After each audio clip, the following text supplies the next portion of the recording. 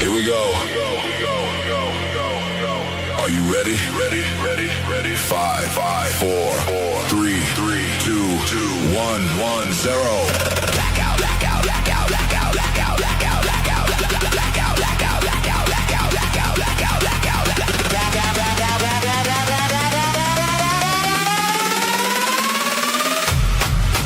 Are you ready?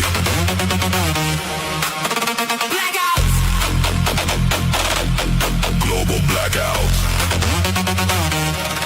Are you ready? Here we go.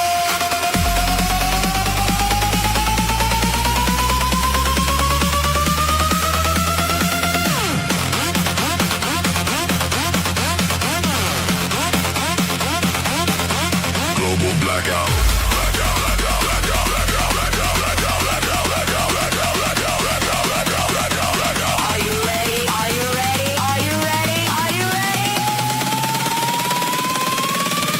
Here we go. Are you ready? Are you ready?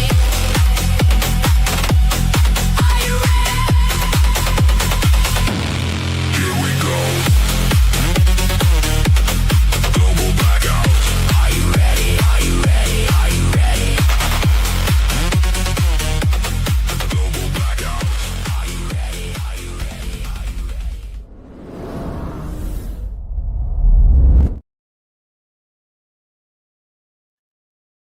Yeah, but when you say add to stage, welcome to the show, everybody. It's episode 53 with myself and Damien. I'm going to bring Damien on in a second. So just to remember, folks, we got events this weekend for the Alberta independence. And, oh, well, how come Damien's not in? There he is. There we go.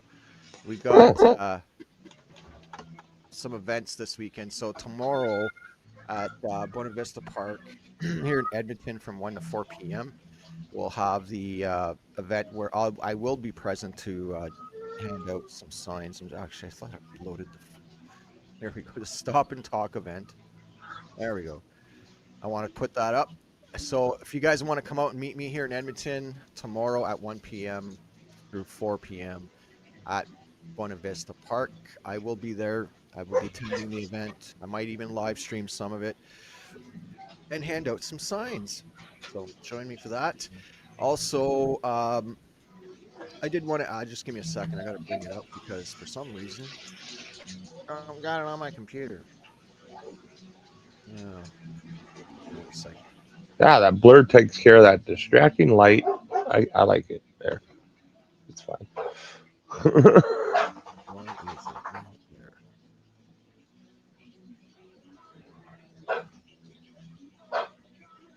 There we go. I did retweet it. Okay.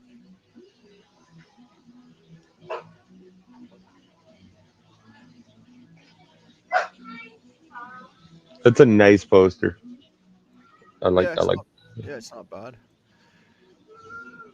This one is for our friend Tyson over at Army of Independence. So for those of you guys don't know who Tyson is, Mm, Tyson basically does all the convoys in Edmonton in the Blue Mile flag wave and convoy, and they're really awesome people. His mom passed away. His mom Sharon, so she was a freedom fighter, man. Like she stood with us. She's out there all the time. She was an awesome little old lady. Like we all loved her, man. So uh, Tyson's family, the Horvitz family, are doing a slow roll overpass flag wave in memory of his mom, and it's going to be provincial. Apparently, there's all these other groups around Alberta that are going to be doing this for a memorial for his mom, and so we're doing a little event afterwards. So there's a program itinerary. I posted it on our socials on Facebook and all that, and as well. If you're not following Tyson on Facebook, follow him, Tyson Rohovich. And if you're following on X, he's called the Rising of the Alberta Army, and you can follow him there with the information. So I just wanted to plug that because I met his mom, and I like she's just been there right straight from the go. Like it's a lot of folks that have done that. So it's sad to see one of our own go, and so God bless her and God bless the Rohovich family. So I just wanted to put that up for folks and for yeah, Tyson. Anyways, so man, things are like crazy going on online today. Like I guess I want to just talk about this before we start is the fact that this banner, okay, that's been going viral, nobody has come forth and uh, nobody's claimed nobody like it's not coming from our side. So right now, talking to folks, we suspect that this was planted, and anybody posting this kind of messaging in the independence movement, I just don't support because I'm a Métis TPA. I'm trying to promote the vote with the First Nations and Métis to look at this as an option for us to, you know, have a better deal. I mean, that's the whole point, right? And we can't do that with Canada. and I So don't like that word Indians. yeah, we're not Indians. Like, I mean, that's a crown labeling from Canada and American British. They called us that colonial name. So I mean, we're tribal people is really what it is. We're the people of the land. So It's I take offense to what that says on that flag. Absolutely. yeah, I don't support that kind of messaging. Yeah, First of all, the people who wanted to silence us were the chiefs, not yeah, all First Nations. that's And right. second of all, um,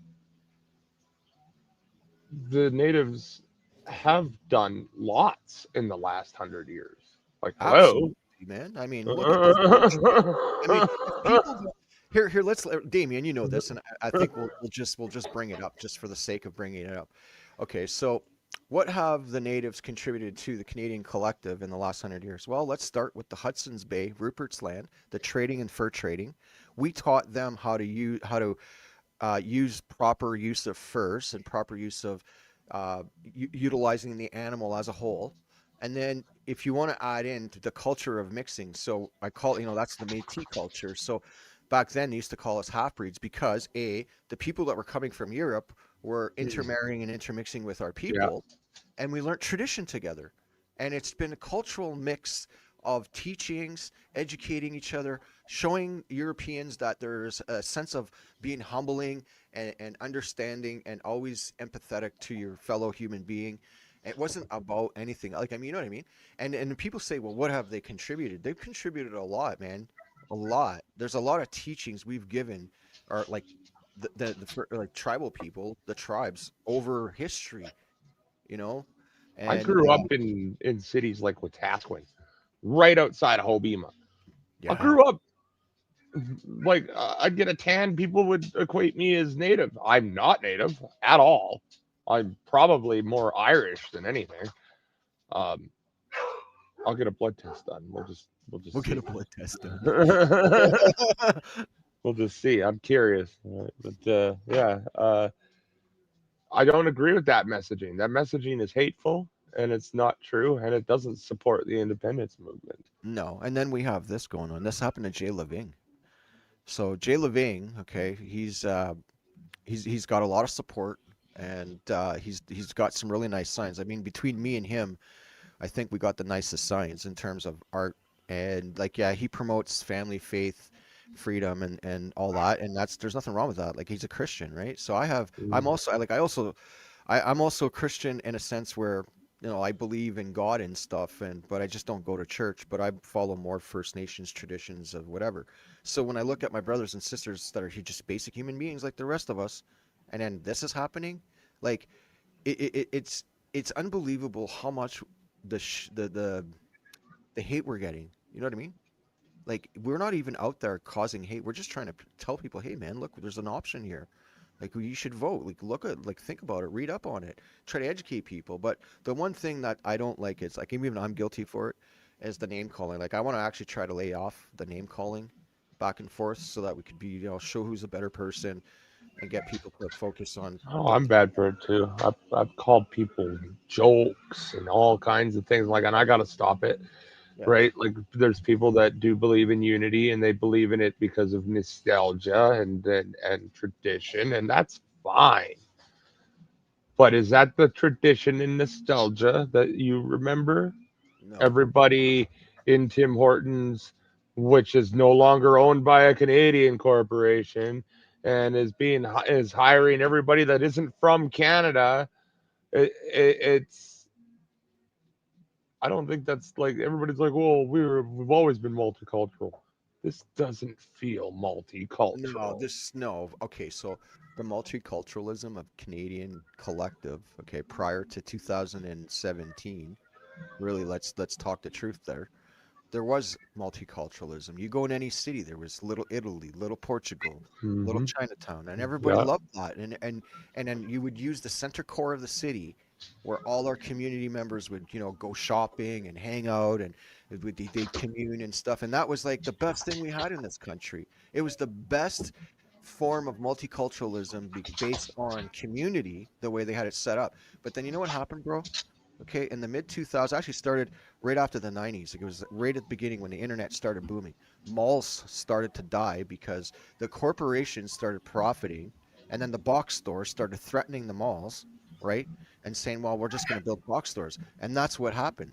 They took the stores out of the whole element of the downtown cores as we know them, right? So I mean, even down to the kids. Okay, so I don't, like, you're a little younger than I am, but when I was growing up, we used to have a thing called the shack, okay, us kids, and every community, like every place in town, okay, would have a community. Like, usually it was like low rental communities, but they'd have these, like, they'd call it the shack, and they would be a place where, in the wintertime you could go, like, skate and play hockey, and then in the summertime they had summer programs that was funded by the government for the kids.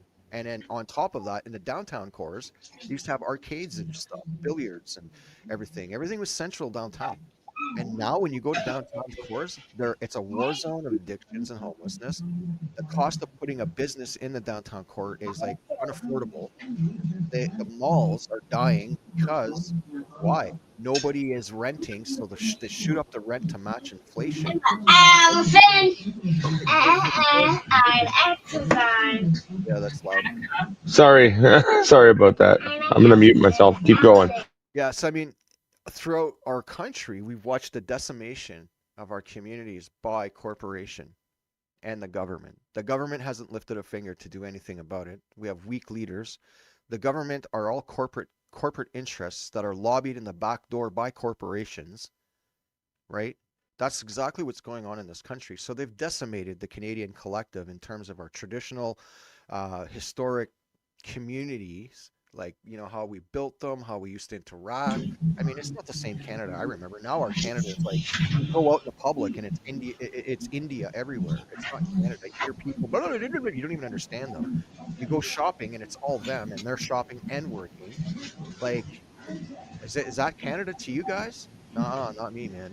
That's why I want independence. We have Alberta to me. Okay, when I came back home, I said to myself, the first week I was here, man, people were stopping me in Leduc and shit that knew me from the convoy, and I didn't even know these people in the hole in the ground, and they're like giving me a hug, and one lady cried because she was such tears of joy that she met me with the convoy and shit. And I was like, I never had that kind of love, right? And I realized quickly that Alberta's the last place in Canada that has the old Canadian mentality and culture left.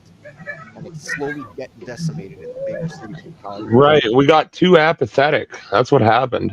Yeah, absolutely, man. We got way too apathetic. We decided, you know, let people be people. But there's cultures that can't coincide, right? Native Americans and Europeans can coincide because Christianity wasn't always the best, but that was Catholicism. I'm thinking of Catholicism down in the States. But Christianity is a religion of peace, right? The Well, there's two residential. forms. There's two forms of Christianity, really, when you think about it. That's been doled down to the American and Canadian collective, if you think about it. So here's one. We have the Christianity of the reborn Christians, who actually is about peace and love and unity, right? Because you don't see them going out and being radicals. They're actually trying to convert people to be saved, right? And I have no problem with that. Then Sure. you have Catholicism. Catholicism. Yeah. Catholicism is a pure evil religion that has done nothing but eradicate and destroy and dehumanize the human being to a point to control them and say you must obey. Ask yourself why the Vatican still will never release those 35,000 books since the 12th century of truth that would probably tell us a different narrative of humanity, but they suppress it, right? It's all suppressed. Nobody knows what it is. I mean, the Pope, how many popes have declared war over history and shit? Yeah. Like, you have to Well, think, one. There's one for sure.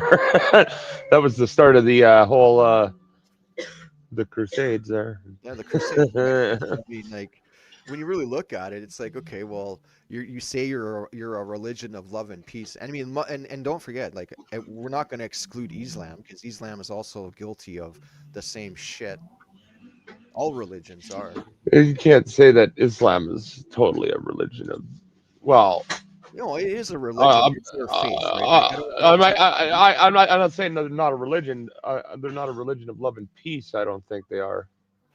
Well, I don't know. Like, I'm not going to defend. Not Or am I thinking of Muslim? Well, Muslim and Islam, Are they the same it's the thing? same thing, I think. Like I have friends, okay, who live in the Middle East, all right, like they live in Egypt and they practice Islam, but they're not believe in war. They don't believe in they don't even believe in the fact of revenge to be vengeful. So they're always trying to be peaceful and they're always giving charity. Like they're really good people, right? Sharia law. I'm thinking of Sharia law. That's Yeah. Well, Sharia law has some weird context to that whole thing. my apologies. That's what I'm thinking about. Is Yeah, Sharia law, Sharia. not Islam. I mean, there's Is all different forms of Islam. I think it's just culturally by regional. Some I mean, regions that have makes sense. I mean, there's Christianity, and then there's Lutheranism, and then there's like 17 different forms of Christianity. So it would stand to reason that other like Islam's one of the oldest faiths in the world, as yeah, far as I know. It's the same with like Hinduism. yeah, Hinduism and the But Indian cult. Hinduism, I can get behind Hinduism. Like Buddha, they're all peaceful. They don't care Well, yeah, nothing I about don't have hurting any people. problem with being I mean, even me. I mean, when I meditate, it's a form of that actually you take from India, right, and Pakistan. It's just that to connect with yourself and the third eye. I mean, that all came from there, and it's true though, right? You actually do it.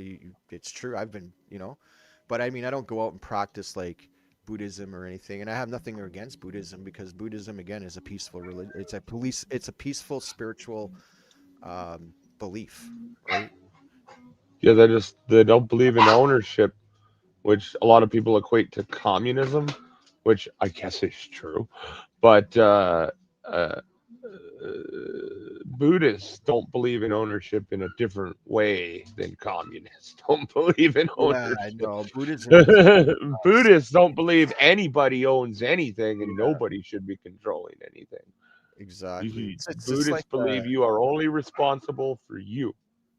the Dalai That's Lama. Like yeah, yeah, yeah. I'll tell you one thing, okay? So the Dalai Lama thing is I don't believe in it. I don't believe that they are like some type of supreme being. I don't believe anybody on this planet is a supreme being of any kind. Um, but I do believe that the creator could manifest itself into a human being because of how many planets and universes there are out there. I mean, like that's creation, right? So you can't take away the fact that there Oh must be yeah, a type of supreme creation that's created all of it so they can manifest in itself in any way it wants. it's strange because the Yeah, Bible that's says why, we're made in our Creator's image, right? which leads Exactly. me to believe we have our own power, at least some power.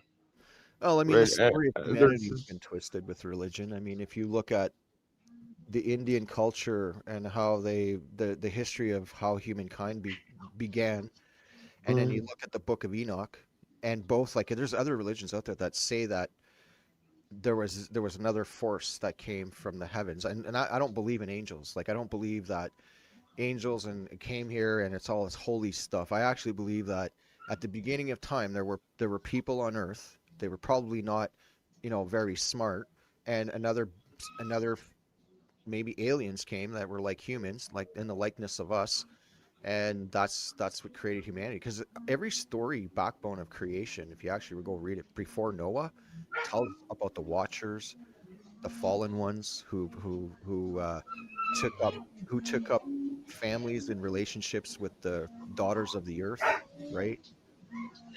Okay, you have to remember. right, So think of it this way: if we were living, okay, in like I don't know, the first 1,000 years of humanity, okay, and we have a contextual, basic language that we can understand each other. Now, we'd never seen a plane in our life. There's no planes. We don't see cars or anything. There's nothing, right? So we just understand what our environment is. So imagine people coming in from the sky, and then some people using that to control others with a and made up belief after they're gone. It's psychological, man. Humanity's the biggest liar. yeah. I mean, I don't know. There's Like, probably a trillion aliens cooler than us, so that's oh, why I we. mean, there's life out there. Uh, I don't uh, want that, man. oh, we would have to be the most arrogant species in existence to think we are the only ones. Yeah, yeah. We would have to be. There is too many planets, too many galaxies for us to be the only one. There's just no way. Nope. And you know what? They proved that there's life on Mars. So I mean, They proved that there was at least at one point life yep, on Mars. yep. I mean, unless you're talking about bacteria, which is technically life. Well, even then, do you know that the Indian Vedas? Okay, here's something that's because this should be actually on our UFO show when we start it, but I'll talk about it right now because it's actually interesting. So in the Vedas, okay, it spoke about, and these are in Indian Sanskrits. It's about the how humanity came to Earth. Okay, so the story by the Indian Sanskrits, it says this. Humanity lived in another solar system at one time by two host stars. We had three planets around it, and our solar system got invaded by another I guess other aliens that basically destroyed our homelands, and we were advanced enough to defend ourselves and flee that solar system and come to this one. Like I'm not shitting you, okay? Now listen to this. This is to prove it. So it says that we lived on Mars, and we lived there for, I guess, a couple million years. And what we fled from that war, they found us. But this time here, we destroyed them. But before we destroyed them, they destroyed Mars. And they used a weapon on Mars, which made us, after the destruction of our enemy, we came to Earth and we migrated with the life here on Earth. Now, when I was like, okay, well, is there any relevance to this so-called legend story that's written in the Sanskrits? And if you look on Mars, okay, you bring it up on fucking on Google or whatever there, and you can rotate Mars. Well, there's one part of Mars that there's three blast shots in a straight line. Now, scientists have claimed that those are volcanoes, okay, but when you take a close look at those three volcanoes in a straight line, Damien. Now, when you look at that and then say to yourself, you've played a lot of war games, you know what I mean? So Mm-hmm. you would know what I'm talking about. When I read that story and then when I looked at the planet Mars and I seen that, I said to myself, could that be a possibility that something out of this story it might be true, Could right? be. Could be. Not I, saying I it I is. think we'd have to be very ignorant to think we're the only ones. Yeah, absolutely. Absolutely. I Yeah. think Joe Rogan got it right though. I think I think somewhere there's going to be a scientist that's drinking Red Bull, and I totally stole this joke from Joe Rogan. But he's going to be like, I don't know, should I press the button? He's trying to make a black hole is the joke. But there's a scientist somewhere that's trying to make the black hole, and he's like all hopped up on Red Bull and shit, and he looks at his dude and goes, I'm gonna press it. And he presses it, and that's the Big Bang. And every time it happens 1 second sooner, and that's infinity.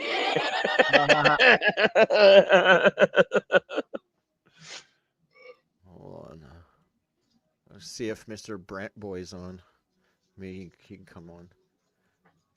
Oh yeah, yeah, that'd be fun. I think we need to talk about that sign on every. I think Fringe needs to go and denounce that sign and everything too. Yeah, you know what? I'm gonna say this, and I'm not attacking my colleagues whatsoever on this because they do some really good content creation. But the one thing that really pissed me off last night was um, one of my friends. He's a First Nations warrior. Like he's through and through. He lives in BC. I'm gonna mute. And anyways, I guess he got in some debate with Berta or something, and he posted a video, and he was just like I mean, his point was right, but it's the fact that like, do you really need to actually keep blowing it up and then blaming us like when you don't even know what's going on? So I'm trying to reach out to some of them. That's why we're doing this show too, and I've been posting about it and just saying like, look at guys, this is all set up.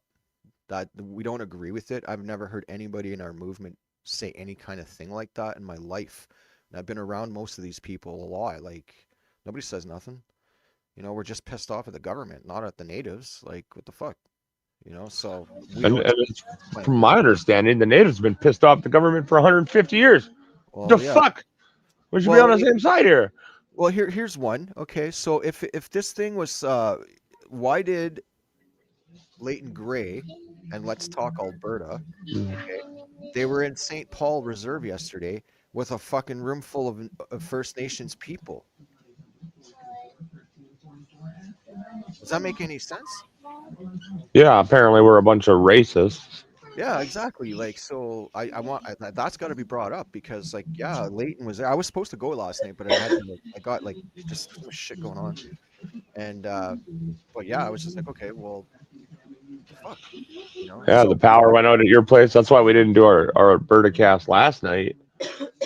yeah, they got that resolved because some douche canoe, okay, in our laundry room, we have two dryers, okay. Now you'd think that each dryer would be on each circuit as normal.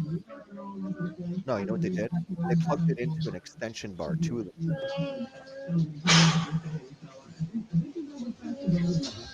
So guess Yeah, so sounds popping the sounds main, correct. yeah, popping the main Uh, circuit, right? Like, fuck. Did they pop it or blow it? No, Uh, it popped it. So the guy came in and to this morning they put the dryers on separate circuits.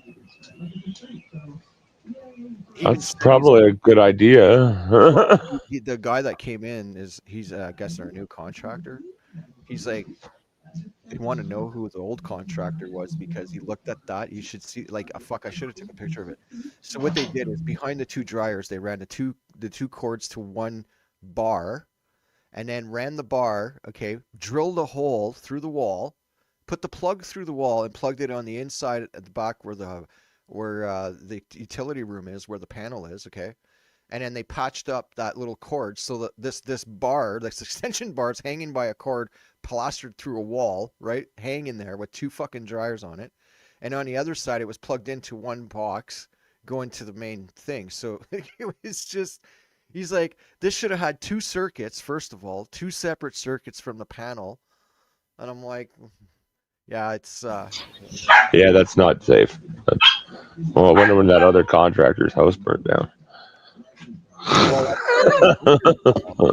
Bro, man, in my area, like all the East Indians have the contracts on renos and stuff, and all the infills here.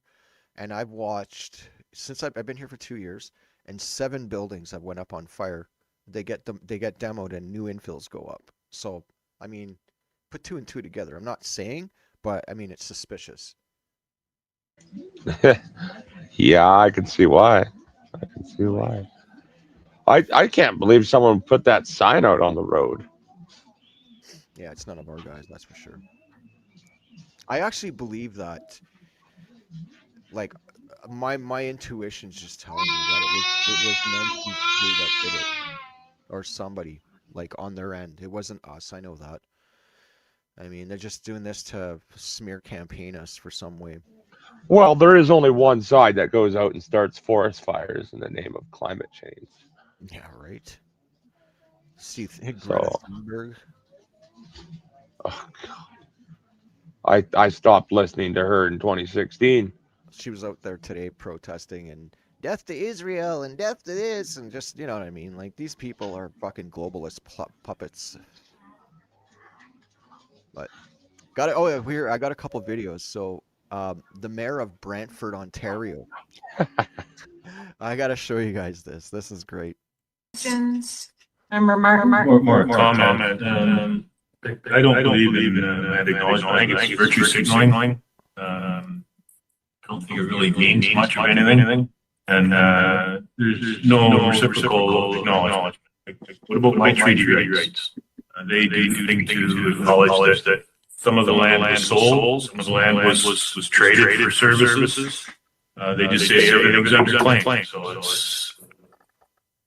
it has to be a two-way street, and I don't see that that's happening right now. So I don't believe in doing land acknowledgements, and I won't be supporting this. Thank you. Any further comments?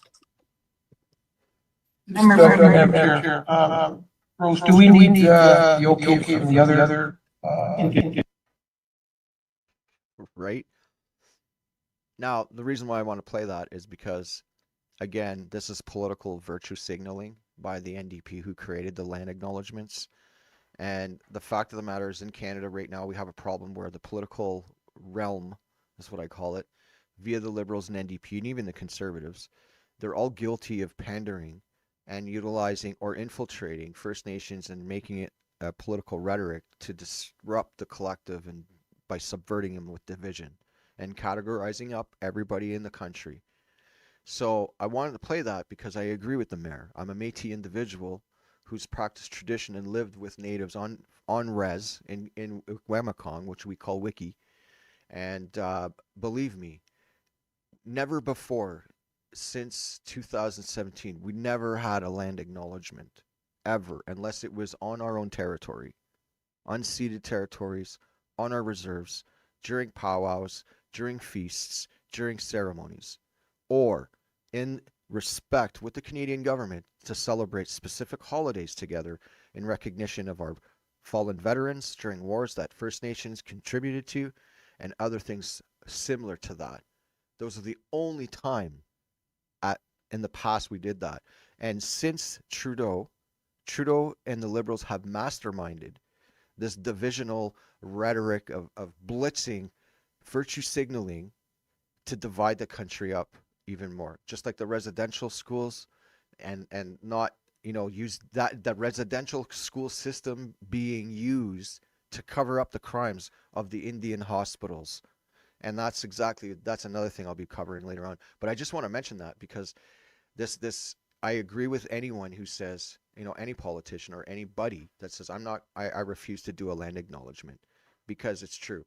When these land acknowledgements are made, do the chiefs respond? Never, because they don't acknowledge it either. So that needs to be said. Um, what do you think about that? I don't think much about it. I think the whole Indian Act was racist. I Yeah, think I think status cards are racist.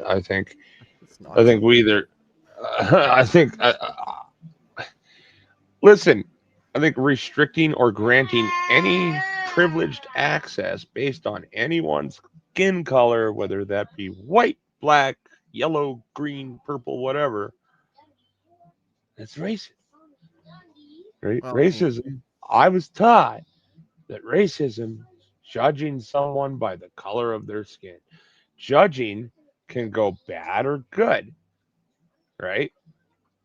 it's like a But FAFO. judging by the color of someone's skin, good or bad, is how I was taught racism is what I was taught racism is. Oh yeah, that's what I was taught too. When I was growing up, there was always racism is it's usually somebody that's different color of you or something, cultural differences and stuff, right? And you know what's really funny, bro? Is like in my family, I'm the whitest kid. Okay, I'm the oldest. I'm the oldest of my mom. Okay, but I'm the oldest of my dad too. But for some reason I got my mom's genes from the Sicilian side. Like I got the whiteness from her and the blue eyes. But my dad, my brother, my sister, my uncles on my dad's side, they're dark and they look niche as fuck, right? Yeah, if I showed you pictures of my dad, you'd be like, "Oh my God, yeah, man, I can see." Yeah, and even my daughter, which is cool. On my kids' side, when I had kids, for some reason, my daughter's dark skin and she's got a lot of Indian features, like native features from my dad's side. It's crazy, but I'm as white as it is in my family. They actually call me Whitey when we're all together, and it's just like whatever. But they know, like I live by tradition and I follow what we do. But no, that sign again, it's another form of hateful virtue signaling, is what I call it, and I don't think it came from our side whatsoever. It's coming from them. They planted it, but we're gonna find out who did it, and when I do find out whoever did do it, I mean, if it is from our side, like I will, I don't know, I'll have a talk with the individual in a good way, like just say, look at, like what the fuck are you doing? But I don't think it's even anybody on our side. So I am hoping that we find out who did it, and if it's on the left, man, we're gonna blast that out because it needs to be said, and then the authorities should be contacted because then you're at the same time inciting hate at the same time for no reason. That is inciting hate. It That's is. exactly what that is. And I don't agree with it. I denounce that 100%. Yeah. Here's Native another. Americans have done a lot for this country Well, yeah, man, bro, for sure. going back to World War II. And that wasn't more than 100 years ago. That's Even World maybe War One, 75 man. years ago. Even Uh, World War One, they sent a lot World of their War One was people. 100 years ago. Yeah, they sent a lot of people to war. Like I know some of the First Nations war vets from um, actually that did Korea that's still alive. He lives in Capril, but again, he's one of those guys that's propagated by the crown. He believes that the crown is forever the hero, but he's First Nations. He goes to powwows. He comes and he does veteran stuff with us. And I worked with him for a bit, but then when he found out I was with the convoy, he's like, I can't be associated with you, Jason. You did that. And I'm like, but it's our right to protest.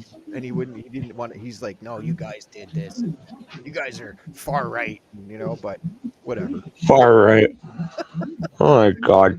The government Put in a propagated. couple people with Nazi flags, right? And they're like, they're a bunch of Nazis. And it's like, all right, Yeah, it's just, let's explore that for a minute. yeah. Is it at all possible that people with racist tendencies could believe other ideologies that possibly match your ideology? Is it at all possible? Well, Right? That's just how I see it. yeah. You can't you The can't thing with like the Nazi flags at the convoy, I found out this, okay? And I'm gonna be doing uh, a release about this probably in the next week or so because I found out a lot of detrimental information that everybody was trying to figure out who it is and what it is. I actually did find out what it is and how that came about.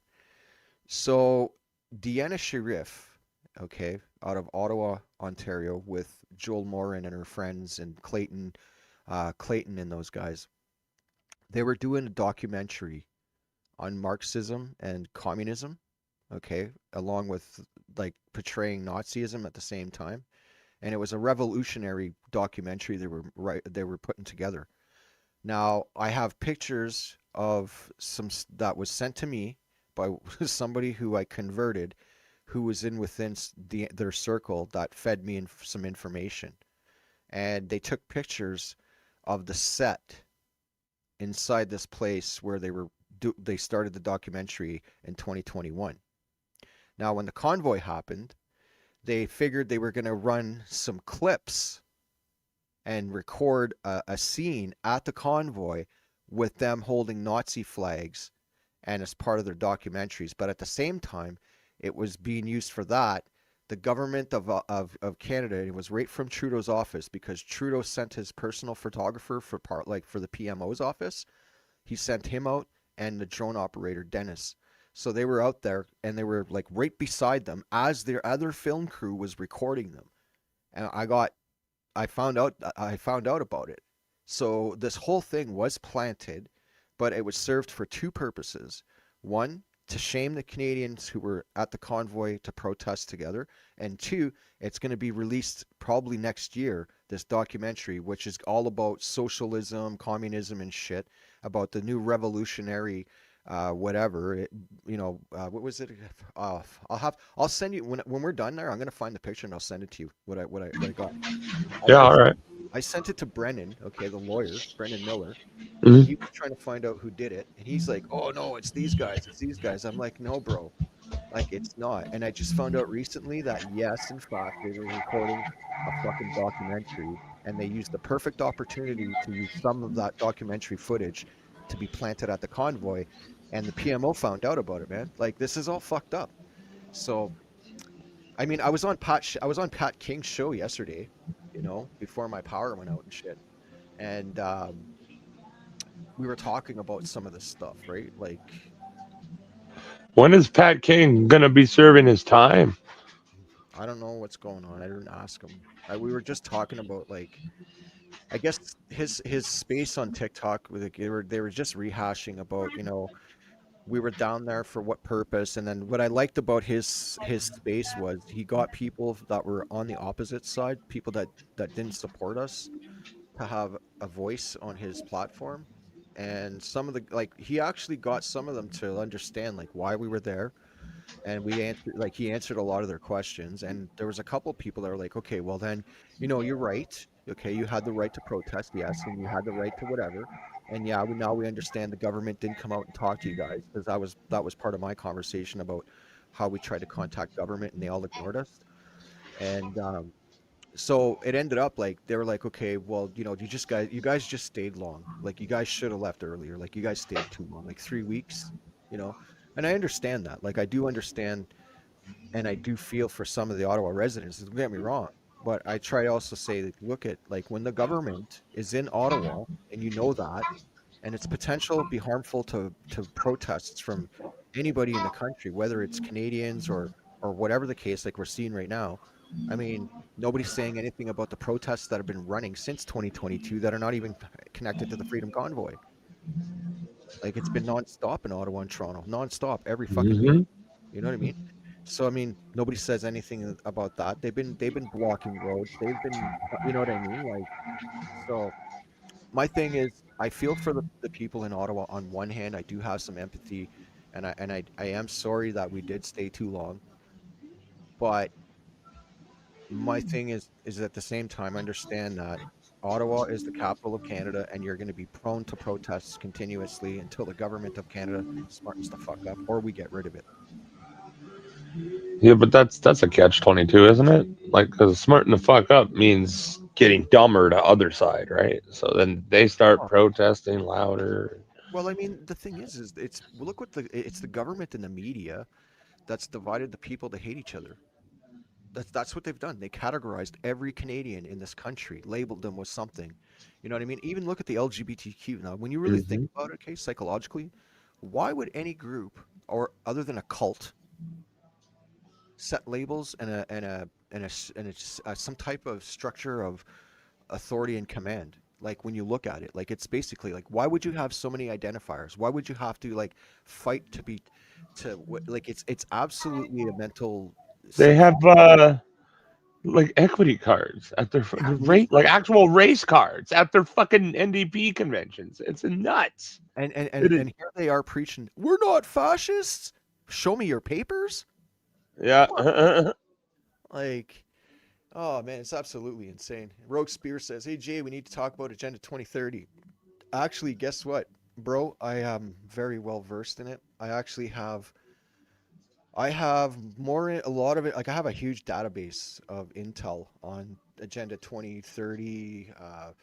The different organizations they established in '97. I mean, it's been going on Yeah. '70s, right? Uh, I remember like how they created the World Economic Forum. I mean, people don't know about the history about that and stuff, and really truly the base foundation of it. Like it's crazy.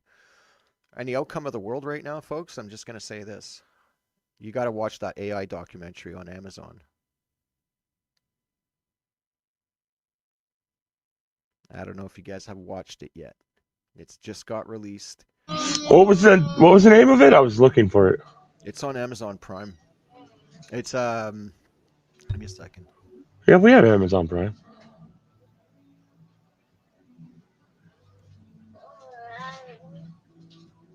Yeah, it's called the AI doc, or how I became apocalyptimist or apocalyptimist or whatever. I can't even pronounce that.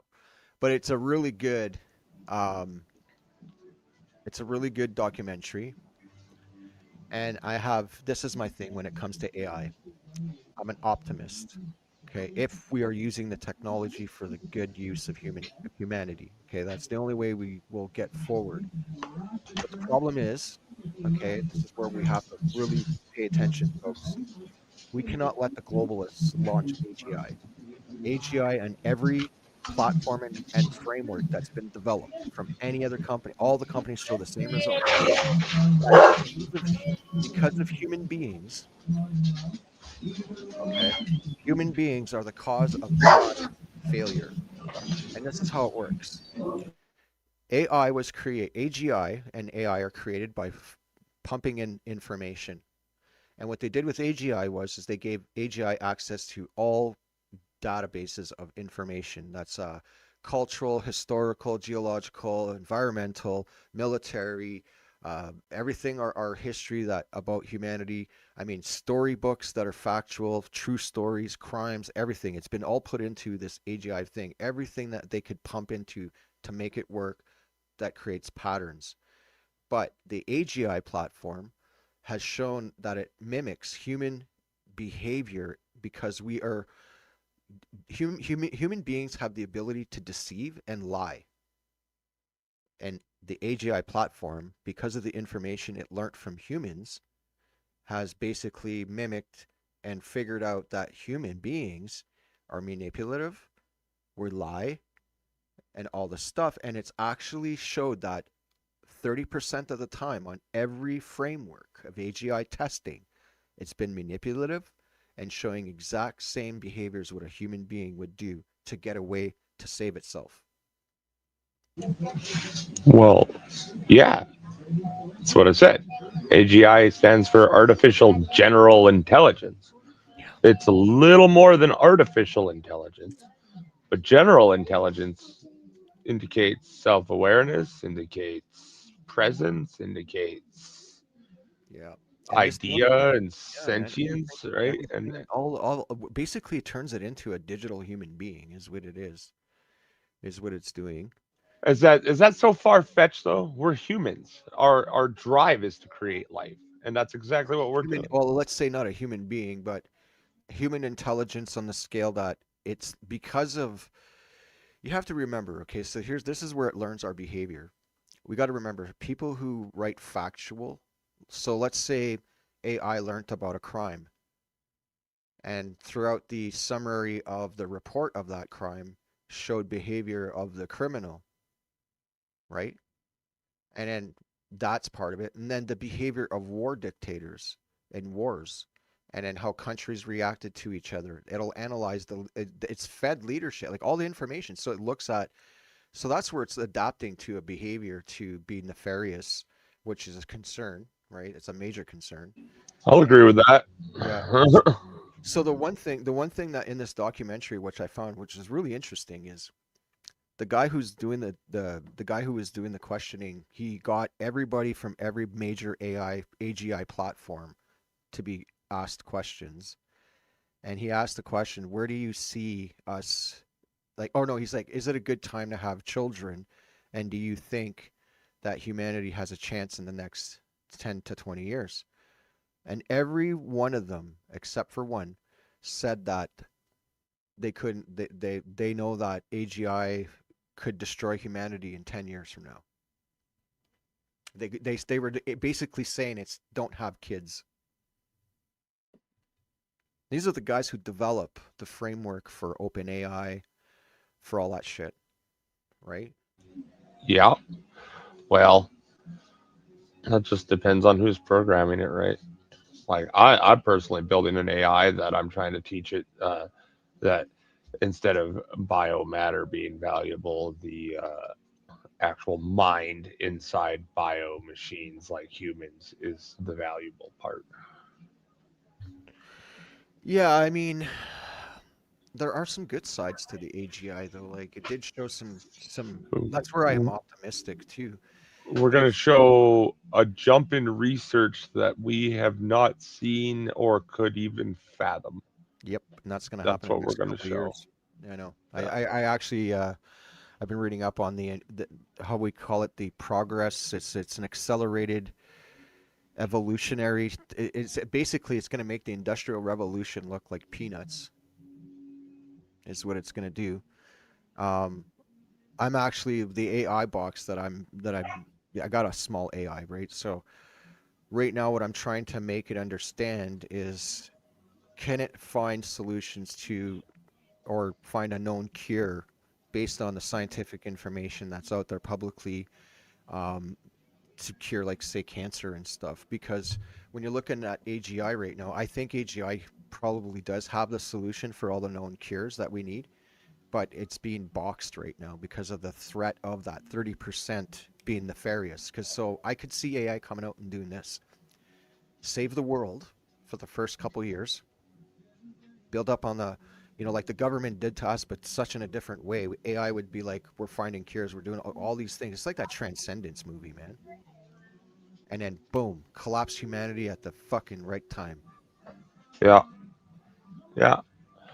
Or we go the other direction and we just become cyborgs, hit the singularity. I'd volunteer to put a chip in my head. I don't care. That's just I me. don't think it'll be that way. I think it'll be the other way around. I think they'll, because you know how something leaves the body when people die. They think that's the Yeah. that's the spark of life. I think AI is going to figure out how to take that and put it into a computer and save the mind of people who are dying. I mean, Well, I don't know if I would take that though. I mean, that sounds like immortality. no, man. It's here. You want to hear the Avi Loeb? Okay.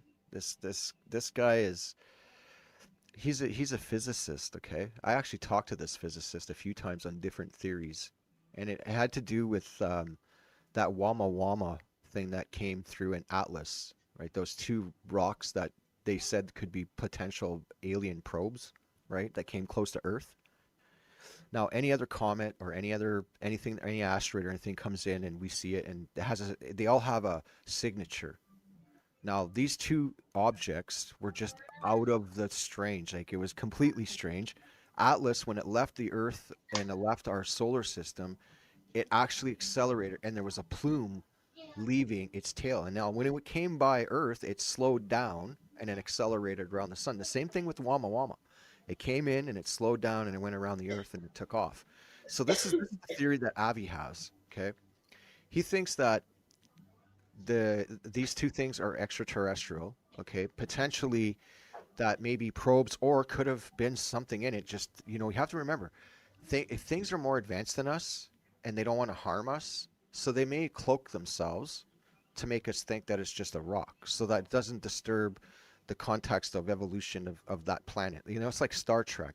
The prime directive is not to interrupt the evolution of a Mm-hmm. planet if you introduce it to a primitive civilization. So I thought about that, and I was like, let's look at the time frame of COVID. And this is the reason why. I even sent an email to Avi about this, and he's like, you know what, Jay, you might be right. So when I was in computer sciences at Laurentian University, okay, there's a professor, Dr. Peterson, and he had the God helmet. Okay, so he was doing all these scientific studies on how we can perceive things with changing the frequency of radio, right, on one hand, and beams of wireless transmission, and also use ESP. How do we can connect and actually use that sixth sense we have? He was actually getting pretty far, and he also worked on MK Ultra. Okay, I'm just going to say that too. Now he became a professor at our university, and he's down the hall from my class. So anytime that he had public openings for the God helmet, well, Jade, the geek that I am, I go and I want to know, and I never got on the helmet, but I watched some of the experiments he was doing. He allowed us to see that, right, as students. And I was like, fuck, man, this is the craziest shit, man. So he talked about what you just said. There's something that leaves the body when we die. When we transpire, okay, when we pass, there's apparently 2.5 or 2.756 or something ounces that mysteriously disappear from the body that's unaccounted for. To this day, it's scientifically proven. Okay. So I told Avi, I'm like, could there be a civilization that already perfected the control mechanism of that spirit, as we call it, right? Which is our host, because we're hosting these bodies. And could it be adaptive to a higher intelligence if evolved? Now, the COVID narrative. Now, ask yourself, why did the world go nuts in such a short time and still continues to go nuts? And it's all by our world leaders, right? This thing goes through space, it comes close to Earth, right? And then it takes off. And right after that, our world leaders went on a fucking tyrant, and the planet's never been hasn't recouped from it since. I'm just saying, right? I'm just I saying. don't know, man. I still think it was Harambe. You think what? I still think it was the death of Harambe that started the world on this downward spiral. Yeah, it's fucked, man. Like, I mean, I look at outside the box and everything. I mean, people live by these conspiracies and think the Earth is flat, and I love those folks, like they're my friends, but not to criticize their beliefs. I just don't believe in it because I know it's not flat. Yeah. Well, But hey, when you've hacked NASA and you've seen what we're not supposed to see, right? you take like people's theories don't really mean much to you when you've seen the outside of from the space station through through the internet, because we like to plug our stuff into satellites and see if we can move them around. There was nothing nefarious. We just wanted to see if we could do it. Yeah, That's all it basically. was, right? It's like, I'll oh, show look at you. that. It's an image of the Earth, I'll show right? you guys a source of true information that's provided by hackers. So, this guy Oh, created the Black Vault, right? So this website's theblackvault.com. Now, anybody who wants to know real information about yeah. operations and psyops and shit and real factual stuff. So most of the information when the site first started came from our group and other groups. Loft provided them some. Damage Inc. when we were cracking games, they hacked shit, provided some. The Russians, when the Russians got up to date with tech and they started hacking boxes, they got into some shit, and it was always dumped. The information was always, even when we did NASA and the linguistics military server in the U.S. and even the NOAA when we did that too, like the National Observatory Atmosphere Association, right? We hacked into that too. So I mean, when we took all that info, like we did, and we dumped it. It's been known. Like they can't come after us for this now because there's like it's past the length of whatever, so I can talk about it. But this kid who first launched the Black Vault. It's been taken over by new directorship, but the kid that first launched it, this kid was 7 years old, and he hacked into the CIA and the Pentagon and shit. This kid went like, when we found out about it, we were like, this is the IRC days. Yeah. So this kid's like this, he's a genius, and then he goes a ghost. But then the next thing you know, there's this website called the Black Vault, and all the shit was dumped on it, man. It was public, and then WikiLeaks grabbed it, everybody grabbed it. It's just been Yeah. mutated, right? So, but whoever runs it now, it's been really good. They've been keeping up to date with current information. Uh, but what I tell people too is just to watch because, if you're watching like Ancient Aliens on TV and shit, right? Like Yeah. some of those guys are actually CIA plants from a program to throw disinformation to the public domain. Yeah, I didn't know how much I bought Ancient Aliens. I really didn't know how much I bought into that. But it's been an hour, and I got to get started on some things. So, I want to do my shameless plugs. Remember, everyone, you can download Common Hold on the Google Play Store, or you can. I'm actually not on. I'm probably gonna keep my live going. I might bring Tommy's not doing nothing. Let's swap out. Yeah, that'd be cool. Give me a second. Yeah, let me get. Yeah. I'll put this up. Give me a second.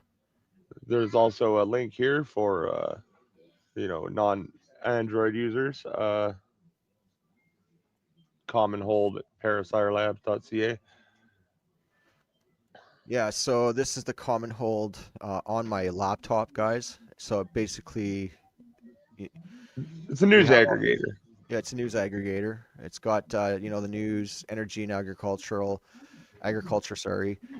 We got podcasts for all the podcasts from everyone, Jasmine Lane, Ken Dryden, everybody. Like he's got it filled up with everybody that's like-minded, and then commentary. So that's like all our podcasters, and even myself's on there. And if you are on the app, like you can tune into Alberta Radio because we got a radio stream going. And just to add to that, guys, I am planning to do in-studio shows soon, so we can start making it more interactive on the radio. So if you're tuned into the app sometime, you might hear us live or hear me live, and you never know, you might catch me doing a giveaway or something, right? So we're always gonna promote the app.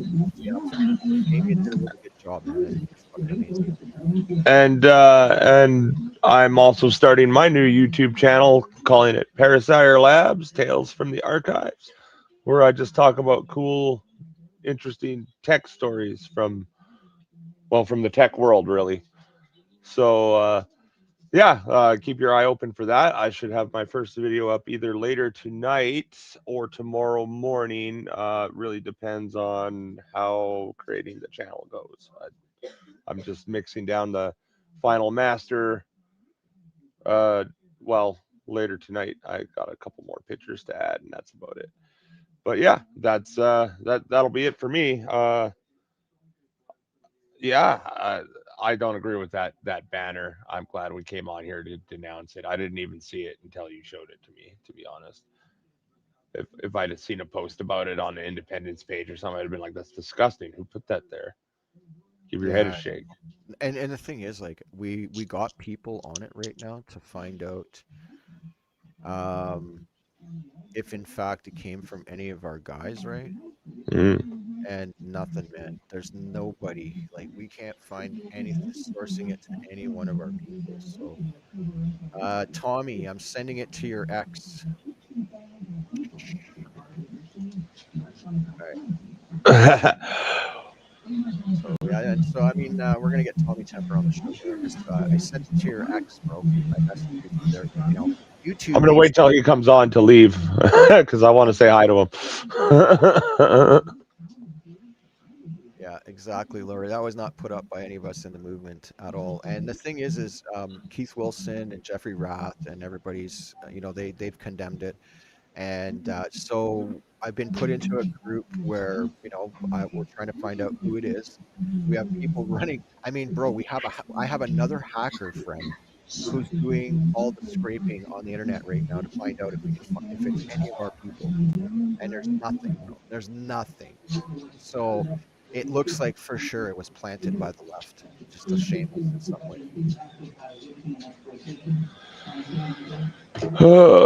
I believe it was. I think it was just, and I think it was also to cause more division because, Oh like, yeah, absolutely. now we're looking for someone in our ranks that might be a racist, causing racism or spreading racism.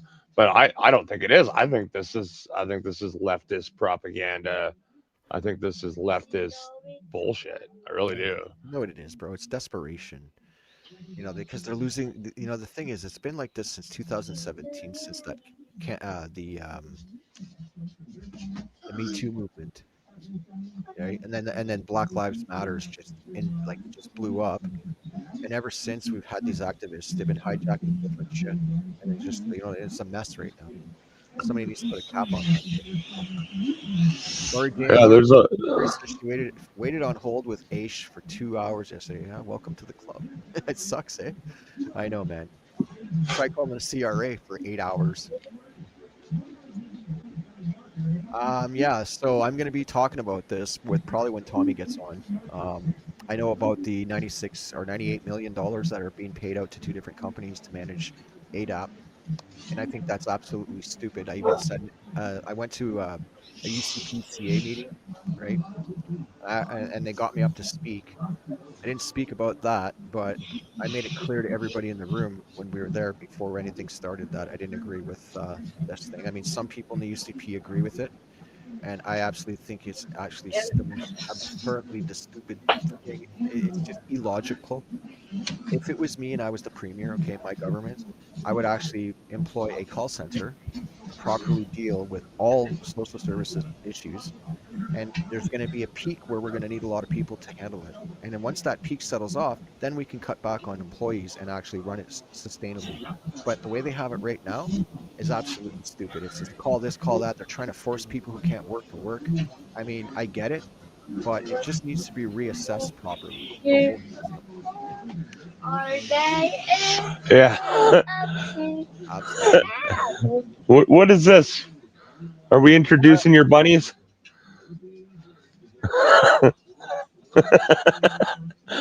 My kid wants to put her stuffed animals on my desk. Wait to hear home.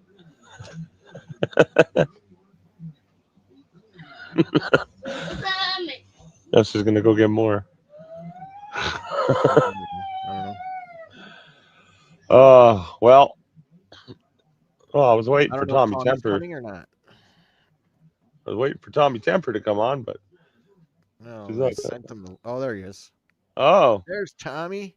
Come on, buddy. There you go. Hey, hey, I hey. sent them oh, there he is. Do I have any echo in here? No. Come on, buddy. Yeah, I hear an echo. Hey, hey, Oh, hey. yeah, there is. Oh, there he is. Do I have any echo in here? Come on, buddy. Yeah, I hear an echo. Hey, hey, hey. Yeah, there is. Oh, there he is. Do I have any echo in here? Come on, buddy. Yeah, I hear an echo. Hey, hey, hey. Yeah, there is. Oh, there. What was that, guys? Holy shit. Someone's got their speakers on. That was like, I felt like I was on an acid trip. All right, let's give Tommy a second. It was like, Hang on. I felt hang like on. I was on an acid trip. Oh, there he's echo. All right, let's give Tommy a second. It was like, Hang on. I felt like I hang was on an. Oh, yeah, he's gonna fix it. He's gonna fix it. Oh, that's hilarious.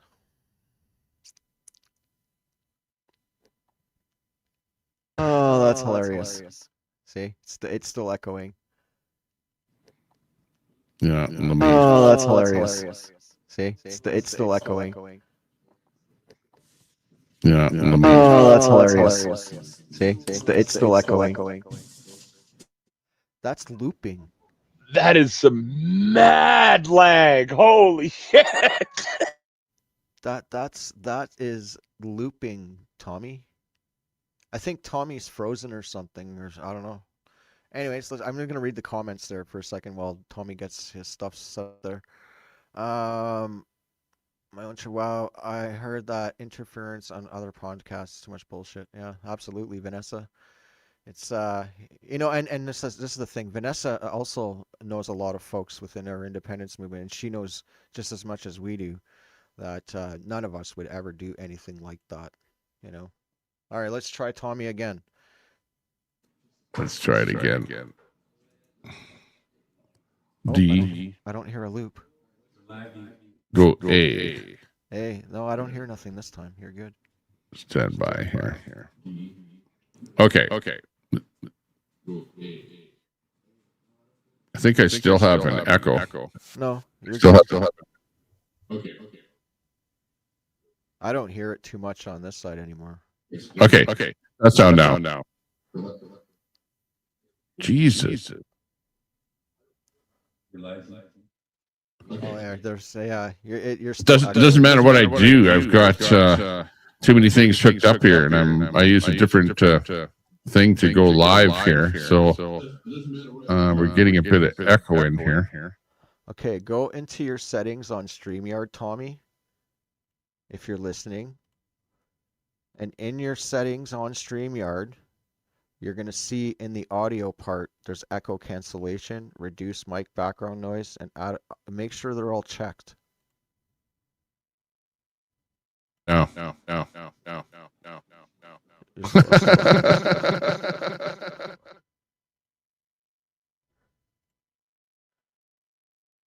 I might have to boot the Tommy boy. That Shit. sucks. Well, I'm gonna leave you guys to it. Hopefully, you guys can get it figured out. I gotta go get some stuff done. It was good to see you, Tommy. I wanted to say hi before I took off. Yeah, I'll talk to you guys later. Okay. Later. All This right, is Tommy. maybe a little bit better here. Oh, there you go. That's not too bad. Not too bad. Yeah. Sorry about that. I really haven't been using StreamYard. Using EVMux. I had everything there. Jeez, it's almost like I have a window open with you playing, but I don't. It's shut off.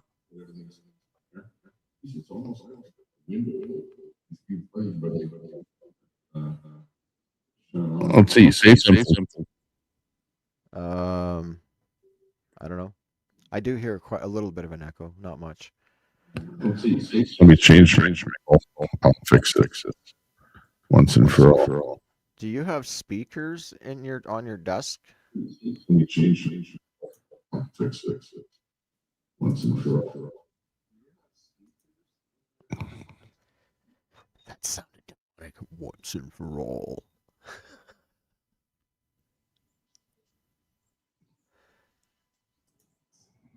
Okay. Can you hear me okay now? Yeah. Got a little bit of echo there still. Okay. Can you hear me okay now? Yeah, you got a lag response there. Yeah, it's kind of weird. Yeah, it's because I use cables, audio cables, and then I've got voice meter and a bunch of other stuff set up here, and I'm not really prepared for bringing audio from yours to my stream because it's back looping here somehow into my audio. Not sure how.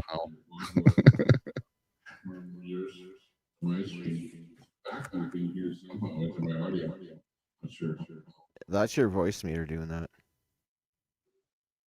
That's funny because I've got. Yeah, I can see E coming in on cable A there somehow. Oh boy. Yeah. It's difficult for me to prepare this because I have to change everything for my settings on when I'm live. You know what I mean? It's craziness here.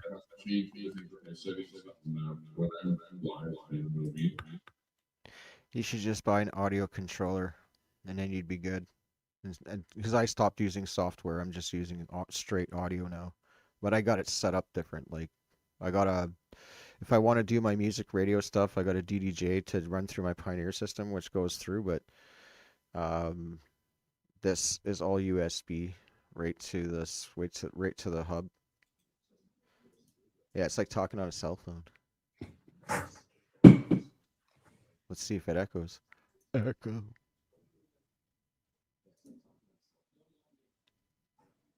Oh, really? Other lives are having. Yeah, I don't know. Maybe Okay. still. How does this sound?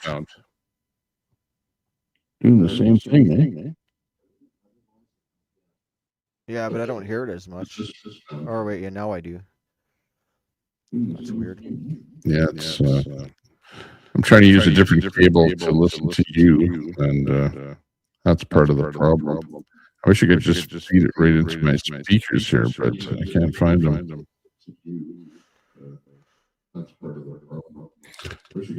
On your, what are you using? Windows? Yeah, but I'm feeding audio from StreamYard into a cable, and then from cable over to VoiceMeter, and from VoiceMeter into my headphones here. Oh, I know what.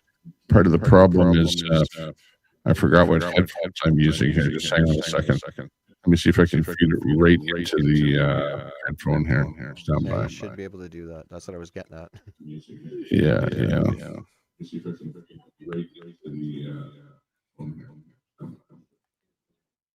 Alright. Real check audio. Yep. I should come over sometime and fix your audio setup. Well, I have it working perfect for my own setup, you know. But it's only when I go into StreamYard things No, there's a where fix for that. You don't ends have up to. screwing up a little bit here. It's because you're using VoiceMeter and virtual line and virtual cable, right? Yeah, exactly. So I that's have the to do that. problem. I need to feed my audio from my Rodecaster Pro, which is where the audio comes from. And then, hang on a second. Maybe let's use this little cheap microphone here. Hang on a second.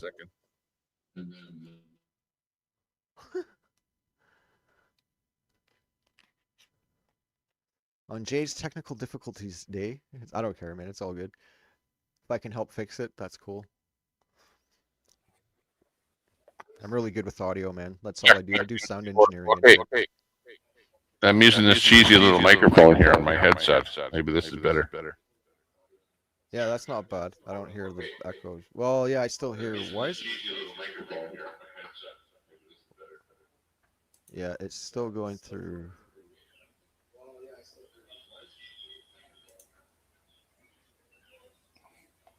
Still backfeeding there somehow. Or maybe it's good now. Still backfeeding there somehow. Echo. It's looping. So there's a millisecond delay, and it's long. Yeah, well, somebody turned up the audio on my TV set here, so I think it's backfeeding through my TV set. So that might be better now. Weird. He spoke, but not spoke. Oh, wait a minute. Not hearing it so much now. Yeah, it should be good. I'm hearing you good. Although my audio is real cheesy because I'm using this little mini headset here. But anyways, yeah, I was doing my show there earlier, and I finished it, and I saw you were live, so I thought I'd come over and say hi and see what you're up to. Well, you know, I'm doing a couple events this weekend. I'm gonna go hand out signs. I've been driving around getting out signs and stuff like that, and then I gotta fundraise some more money because I got some businesses that want the big signs on their property now. So I was like, okay, cool, you know. So we're gonna try and raise some more funds to get that done, and then just pushing it right now. But I mean, there's just so much, like, the left is coming at us like with everything. It's just absolutely stupid. So, I don't know if you've seen that banner and that. We've been denouncing that, and that's a big problem right now too. Oh, is it that the native banner? I saw that. Yeah. So we think it's the left that planted it. Yeah, I saw your post about that too. It was a short post, so it didn't say much, but I was kind of wondering about that. Yeah. No, I mean, I posted it because I found out about it through some friends and that, and then I was like, wow, I didn't see anybody in the independence movement post anything about it, right?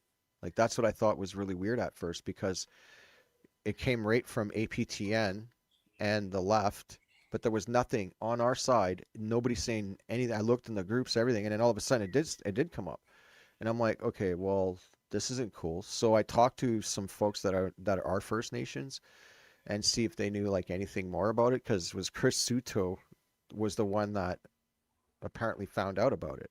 Who put it up though? You know who put it up? Nobody's saying anything. Nobody's. Hmm. That's what we're trying to find out. So like you would think that if it was within our movement, okay, we usually everybody that has signs up and stuff, we all know who they are because we're Yeah. the ones giving them the signs. And anybody who's on, let's say, not a TPA making their own content, we know who they are. Like that's the thing. Everybody knows who we all are. So nobody's claimed it. We didn't know anything about it, and then we get broadsided by it all of a sudden. Hmm. That's just Yeah, I So- know. It was like the whole thing was the pushback on that whole thing was like, whoa, look at these separatists are a bunch of racists, is what the whole thing blew up to be, which I thought, it's not the best thing to post something like that. I would never have posted something like that up. So it almost seems like some sort of a plant, like putting, with the convoy going to Ottawa and you get there and all of a sudden there's a swastika flag or something flying, like Yeah, a well, false that- flag type thing. And that whole thing, I found out about the Nazi flag. It's actually fucking. So Deanna Sharif and Clayton and them, they were doing a documentary of some revolutionary Marxist documentary, right? It was Oh, like yeah, a yeah. fiction. And I guess they weren't done production because when they started production, it was in 2021. And then I find out that it was them that went to Parliament I guess they were using the crowd as the backdrop. Plus, the PMO got interested and then said, well, and then that's what happened. But it was actually part of a documentary that they were doing. And I have proof of that, right? So it's like, okay, that was a psyop, we all know. It's the same thing with this thing. Completely the same thing. Oh, Tommy left. I think he got disconnected. But yeah, I mean that's what it's at. So, oh, there he is. Here's Tommy. Oh, I was trying to. Yeah, I was still there. I'm just. Oh no, did I lose my audio? No, yeah, I can hear you, no problem. Oh, okay, good. I was trying to stream it to my audience, and in order to do that, I had to. Let's see. I can decide what to stream to.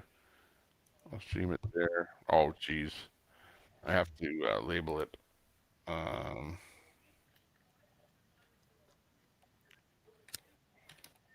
Let me just label it here.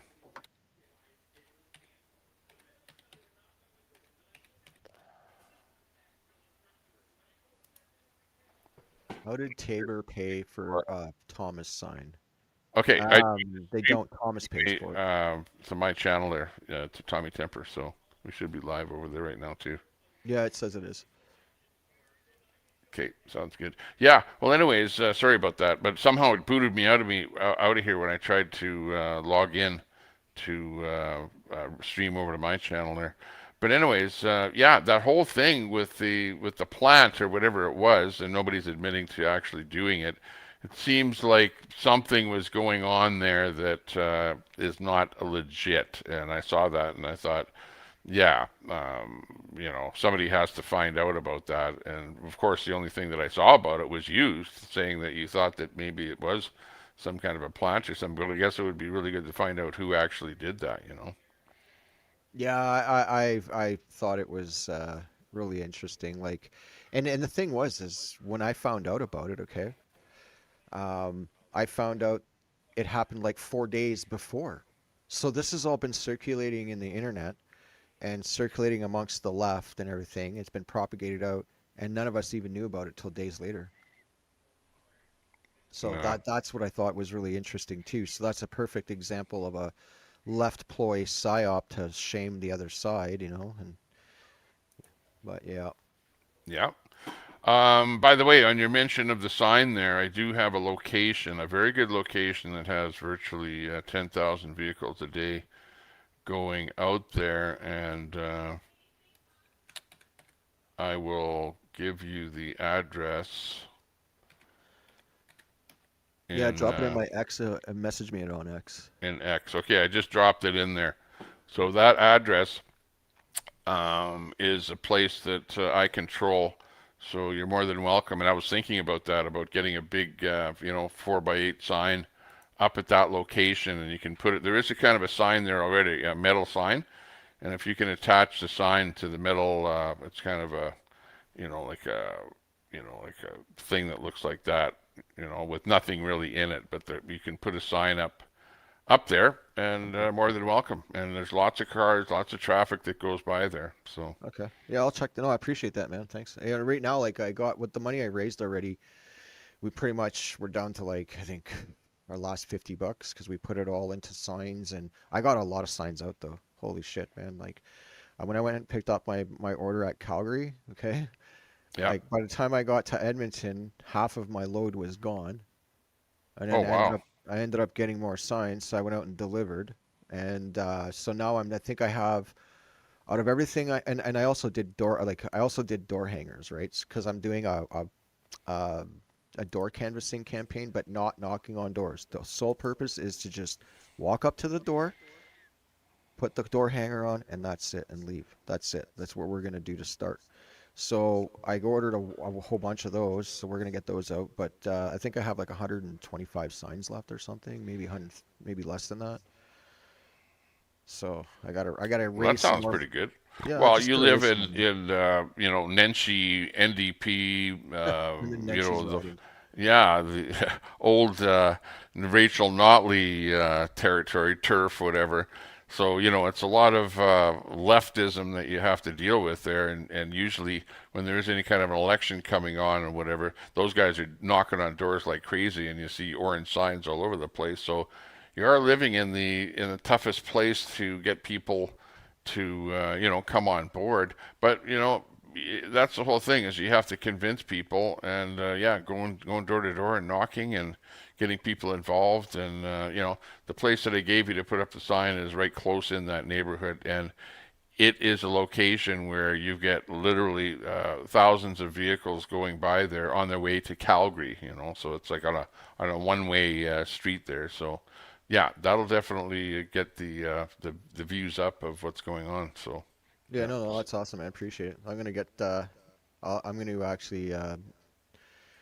Like I talked to the print place. It's actually in Calgary. You probably know of it, but I actually talked to them. And when I went in to pick up my order, man, there was like Corey Morgan signs were there. Everybody, all these Oh, big. right, the same place where he's getting his. Yeah, he said Yeah, that was pretty low priced place to get signs made up. man, that is the cheapest place. Like I called around and I got quotes. I think like in Edmonton, the cheapest was like $8 a sign. Wow, I'm like, you that's a guys are. lot.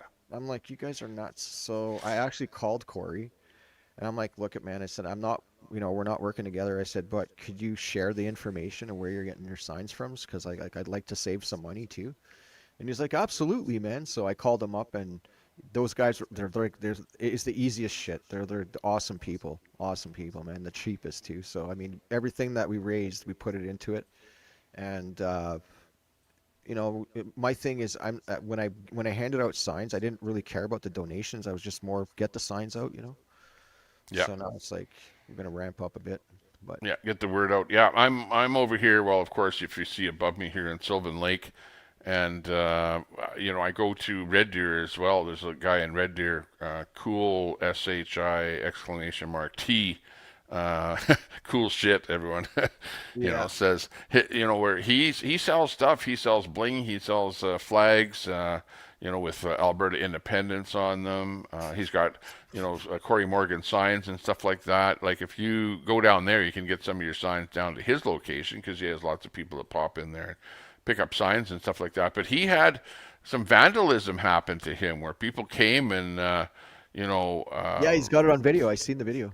Yeah, vandalized, came over there and spray painted his building and smashed windows and all kind of stuff like that. So, he is kind of leaving himself open to be somebody that's distributing stuff like that. Even here in Sylvan Lake, the people on the main drag that have Alberta Independence signs up there, they've had multiple signs stolen. One guy even had a sign where he had it, the edge of the sign was tie wrapped to a pole so nobody could steal it, and they still ripped the sign right off of there. And now there's a sign up that says don't steal my sign, you know, like it's gotten like terrible in here with people just Oh so yeah, pissed Wade off didn't that tell they're me just that. a bunch of vandals out there. It's unbelievable. Yeah, no, I actually where you were just talking about, that's Wade's place, and I dropped off a bunch of signs to him. And I mean, the way he has it set up, it's gorgeous, man. He has a nice peace symbol in the yard with the grass. I mean, it was really nice. He did a great job, anyways. And I mean, he didn't tell. He told me that there's some shit going on, but he didn't tell me about that, which I don't doubt. Well, it wasn't actually at Wade's place because Wade is like a little bit further down the strip on the west end of the strip. Oh, But on okay, the okay. east end of the strip, there's a bunch of guys with houses there that have signs up in front of their houses. They had a lot of signs up there. And then all of a sudden I look and there's, whoa, not as many signs there. And then all of a sudden I see a sign that says, don't steal my signs, you know. it's Wow. it's ridiculous, yeah. Well, it's Crazy. like Jay Leving and Corey's more like they're getting vandalized on a consistent basis, and and the thing is like like I've been protesting and an activist for quite a long time now. Like I can actually say almost a decade for sure. Yeah. And I've never like okay, when we have elections, we usually see some of this kind of stuff, especially particularly in the last 4 years. We've seen more vandalism towards signages and stuff like that, especially if it's on our side. Like the liberals and NDP say they're so loving and understanding. Well, I mean, geez, look at the hate they push, man. Oh It's, yeah, they don't like us at all. By the way, Jason and I first met because I gave Jason a ride to a Mark Carney event that was happening sort of over in the Mill Woods area there, southeast Edmonton. And we went to the rally. There was a rally there and it was just before he became actual prime minister, yeah. but he was rallying out there trying to get the forces going, whatever. We show up, right? We drove out there. We show up. We're sitting in the car in the parking lot, minding our own business, and all of a sudden, the Secret Service kind of shows up, and they kind of eyeball us a little Yeah. bit, and then all of a sudden, well, I go out there to do a little bit of video. He didn't even show up yet, right? We're just standing in the strip mall parking lot, and he was supposed to do his thing in a building, like an abandoned building, whatever. There was a business there that went broke or whatever, but he that's where his whole thing was going to happen. We weren't even in the building. We're just standing on the lot there, and I'm just doing my video, pointing around and seeing stuff, and all of a sudden security walks up to me and says, "Oh, we're trespassing you from the property." And I go like, Yeah. why? Like, oh, we don't have to say why. We're just trespassing you from the property. Like the liberals are so anal that you can't even stand outside of a building where Mark Carney might be, because if you're on private property, it's like, oh, we control the entire private property, everything on the strip. I got kicked out of there. I don't know. What happened to you? Did you get kicked out of there? Yeah, yeah. So what happened was is you and I were standing with media, remember? And then I got distracted because Wade, okay, the guy from Sylvan Lake, he went inside and he just went in as a regular citizen to see what was going on, and they outed him. And I remember he was getting kicked out, so I stopped him and I started walking across, and the next thing you know, like I was talking to him, and the cops were talking. The cops come up to me, and it was the Edmonton Police Services, and they're like, "Hey, Jason," right by first name, and I'm like, "Oh," I said, "We're on a first name basis, guys." I'm like, "Well, introduce yourselves," like, and they're like, "Hey, listen," they're like, "Listen, we're just doing our job. We watch your show. We support you, but we're being told by the RCMP and that we have to trespass you. You have to leave." I'm like, "Really?" And he's like, "Absolutely." He's like, "So what they did do was allow me to wait until Carney walked across there when he got off the bus, and I heckled him about Epstein, but then I left, right? And then everybody got lost because they're like, I lost you, you got trespassed, you got kicked out before I did. Rebel News and Sheila and them got stuck in the bush somewhere. Like Terrible. it Yeah, was, you know what? And I think about that event because I had a megaphone in my car, right? And so when they trespassed me, what I should have done is gone to my car, got the megaphone, and then stood out on the sidewalk just outside of the property and used a megaphone to blow at them, when Mark Carney, because he did a little speech on the outside of the building and then he went in the building. But I should have been out there on that megaphone. But what happened is I hopped in my car, and then when I drove out, of course, there were lots of cars parked all over the place, so there's no way I could find a place to park anywhere close by. So I kind of drove around and I was looking for you, and I couldn't find you. And then people were phoning me saying, "Hey, Jason has got kicked out too, and he's over, doing his thing, whatever." Because I think you were maybe live or something. I don't know how Yeah, I people. went live and I was showing people like we're getting kicked out and stuff, and people are like, "What?" And I'm like, "Yeah." And I'm walking down the highway. I was pissed off, man. Yeah, yeah, and I was live too from inside of my car, and like I said, people were trying to phone me, and I couldn't answer my phone because I was live on the broadcast there. But I knew that you got kicked out. I knew that already, so I was kind of looking around for you all over the place. But eventually, we did find each other. But that all I can say is to this day is that Mark Carney kicked me out of one of his events, and I'll remember that forever, until I die.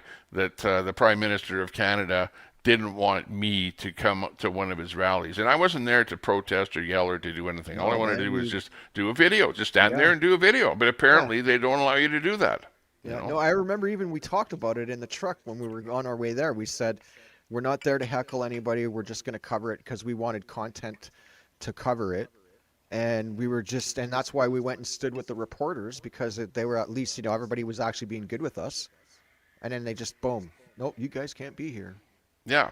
So, like that's a good example of why, I will never respect the Liberal government for doing things like that. And they do that all the time. That's not the first time that I heard, because, even when Trudeau came to Edmonton, there would be people that would try and get into the event and they would be kicked out by the Secret Service and be back out and then telling us about how they got kicked out. So if they don't like you or they have you on some kind of a watch list or something because maybe you did something, like maybe you went to Ottawa with the convoy or something, or maybe you were at a protest or something. It's like almost like Well, the it was part of Project Hendon. Um, so right now the left are trying to smear me with this shit from the convoy and COVID and whatever, right? Because there was a file that was created by the OPP, and they put some pretty crazy stuff on my file that's not even true, right? There was one, affiliations to Hell's Angels was one, and that has nothing to do with me. I just know friends that were part of the club that I grew up with, right? And they put me in that category, and I was like, okay, whatever. But on it, they had my criminal record, right? All this stuff, and it was part of Project Hendon. And what they did is anybody who started protesting at the beginning of COVID was yeah. automatically thrown into an investigation across the country with all the police departments working together. Yeah, that's probably what it is. Hey, there's somebody in the chat there that is saying, "Oh yeah, this is the guy that's a cousin of Queenie's." Maybe you want to Oh yeah, address that little yeah, point okay, there. so What's your relationship with her? there is Not that none. not that we want to talk about her. Yeah, no, well, like Queenie. Okay, so I'll basically tell you guys the story.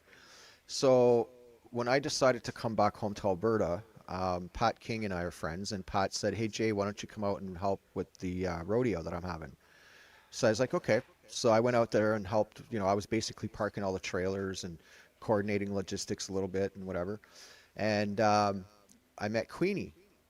And now at the time they were organizing this. I guess they were trying to organize another convoy protest or something. And Queenie's like, "Oh, I know Jay. Jay's like, because my family is a descendant of Elzéar Goulet, and that's part of the Louis Riel history in Winnipeg and stuff, right? So I Hmm. guess she found out about my family, and she's like, "Yeah, I'm a Goulet too," and da da da. And she assumed that, I guess, thought she was my cousin, and I thought at first she was until I spoke to my family, right? Hmm. And my family said, "No, Jay, there's no relation," and that's that. So Queenie, that's the only connection that Queenie's presented and said that she's related to me, but really she's not. I actually had respect for Queenie before, and I mean I have no beef with her, but she lost her shit on me and whatever else because of the separatist thing, and she doesn't even understand that, like part of our culture as a Métis individual and part of the Red River Rebellion, since that ever happened, was always to represent an independent community for citizens. It's always we didn't want control of the crown or control from the crown. You know what I mean? Like they just fucking forced themselves on us like the rest of everyone else. So that's rooted in my history, traditionally in my family. Orally, it's my history, it's my culture, right? It's who I am, it's part of who I am. So when I see people who are part like Métis or First Nations and they want to still stay with the crown, I think that's fucking retarded. And I'll say it because they did nothing but eradicate our people, put us into POW camps, given us a status card to say that we identified to pay no taxes, and they still don't do shit for us. They still fucking every time that our people go bring it to the Supreme Court, they appeal it. They appeal. I mean, there's still no running water on some of the reserves, and then you have to ask. This is another thing. Ask yourself, like, does it ever end? Never does with the crown. Like never does. And we have corrupt chiefs, we have corrupt councils. I mean, it's no different than the crown land with the city councils and municipalities and your government. It's the same. So we want something different. And apparently we're not allowed to do that with some folks. They want to keep their proclamation with the queen or whatever the hell it is. Not, but yet at the same time you go on reserve and everybody's talking about how they want to be sovereign. Well, what is it? Either you want to be sovereign or you don't.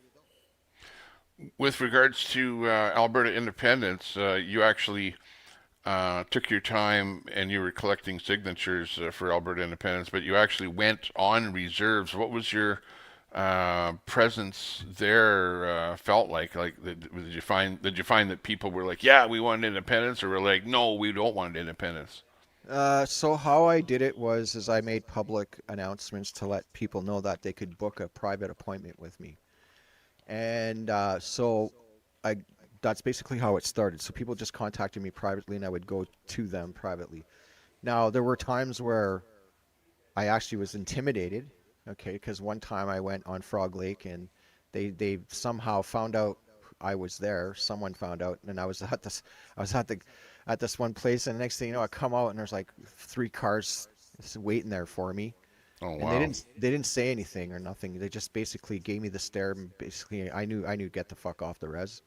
So I got off the res, and that was the only time I had an encounter. But other than that, we've had there were a couple people who signed from res, and then when they found out that they signed, I don't know how they found out. Uh, the chiefs started getting their little activists to harass those people and bully them, right? Wow. Like there's that going on From too. from the Chiefs, yeah, because the Chiefs are kind of anti Alberta independence, so I can see that happening. Wow. Yeah, it's stupid. Like the thing is like people don't understand, man. Like everything I do, okay, for this TPA, bro. Like I'll show you. So that's my sign, right? That I got for the lawn signs, and that got approved by elders. Everything I did, everything, my whole thing was already approved by elders who basically gave me the drive to do this. And I didn't do it just on my own. And that's what people think, like, oh, well, you know, no, man. I do protocol, man. I don't fuck around. Like, I mean, I don't mean to swear, but it's just, I don't screw around when it comes to that stuff. And these people are just ignorant with their hate. They just think that, I don't know, it's like an inferior complex, you know what I mean? Mm-hmm. Yep, I hear you. Hey, what about so that people, because I know it's a bunch of people you can see in the chat there coming over from my chat there. They're watching. Just give us a little bit of information on your background. Like you're in Alberta now, but you were you born in Alberta? Like what's your background? Where did you come from, and how Yeah, did you yeah. end up in So Alberta? my parents left Alberta. They left Fort Mac in 1980. So I ended up growing up in Ontario all my life, like from 1980 on, and then I never come home to visit, never once. Like it's just been, you know, brainwashed by the fucking Ontario propaganda. But anyways, I tried to live my life out there, and I was a community member out there. I owned a call center. I worked, and I mean, I did some crazy stuff in terms of computer stuff and whatever, you know. And I always helped my communities. Like it's just something I always did, right? Our family does that. But while I was down there, I mean, you know, not everybody has a good life, as they say, and I grew up on res for a few years because I was taken out of the care of my family's, like my mom's home and stuff, because of abusive stepfather. And my cousins made me stay on res for a few years, and I lived there. I even got engaged later on to somebody who was from Wiki. So I mean, that just, you know, just show people, like, you know, like I was always about tradition. I almost married a First Nations woman who's, you know, pretty awesome, and we just didn't work out.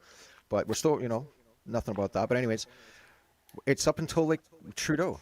when Trudeau came and he legalized weed, okay, I was in the cannabis industry already, and that's something I've been doing all my life. I've always grown weed, and we've always done it medically. I even had a medical license to grow. And me and my friends, I mean, we were producing and helping all these people. And then when the government came to us and said, "Hey, we want to legalize weed. You know, we want to help us campaign for that." We at first we thought it was a good thing, and a lot of us did, right? We wanted legalization because we want to be able to be the pioneers of an industry. That's how we looked at it. But that didn't happen. They screwed us, right? So what we did to get back at the government is because some of us are First Nations, and some of my friends and family live on reserve and stuff. They were like, you know what? We're going to open up our own shops on res. And at first, yeah, we were getting raided by the cops and shit, but that stopped because we worked with the chiefs. We had the chiefs work with us. I mean, and the person who led that, if anybody wants to know, is from the Tikshamang Reserve and just outside Naughton, Ontario. And Bob, who owns Bob's Smoke Shop, he's the one who led the start to sit down with the chiefs, to sit down with the elders and community leaders, so that we created we call it a red feather seal. So it's all indigenously grown, processed, verified, tested, and everything that's in our shops is all through a system. So we did that, and then our shops opened up. And then when COVID came, I mean, I had a restaurant, bro. I was helping volunteer to help the homeless. We were getting people off of fentanyl, okay, because we were using edibles and stuff to get people off fentanyl, high dose edibles. We're working with the Cannabis Substitution Project. We were doing so good. We were even on the 420 committee with Jody Emery and everybody, right? With Dana Larson and everyone. So I ran Sudbury 420. That was my thing. After dark cafe and edibles for Sudbury 420, we had all our stuff in all the shops. We were supplying every Indigenous shop in Ontario with edibles, bro. We were doing, and every Friday, okay, on Sudbury 420 on Facebook, we had almost like 500 viewers every Friday. We were doing giveaways. I was giving away bongs, giving away all bunch of shit from the shops, promoting the Indigenous shops, promoting all the head shops, right?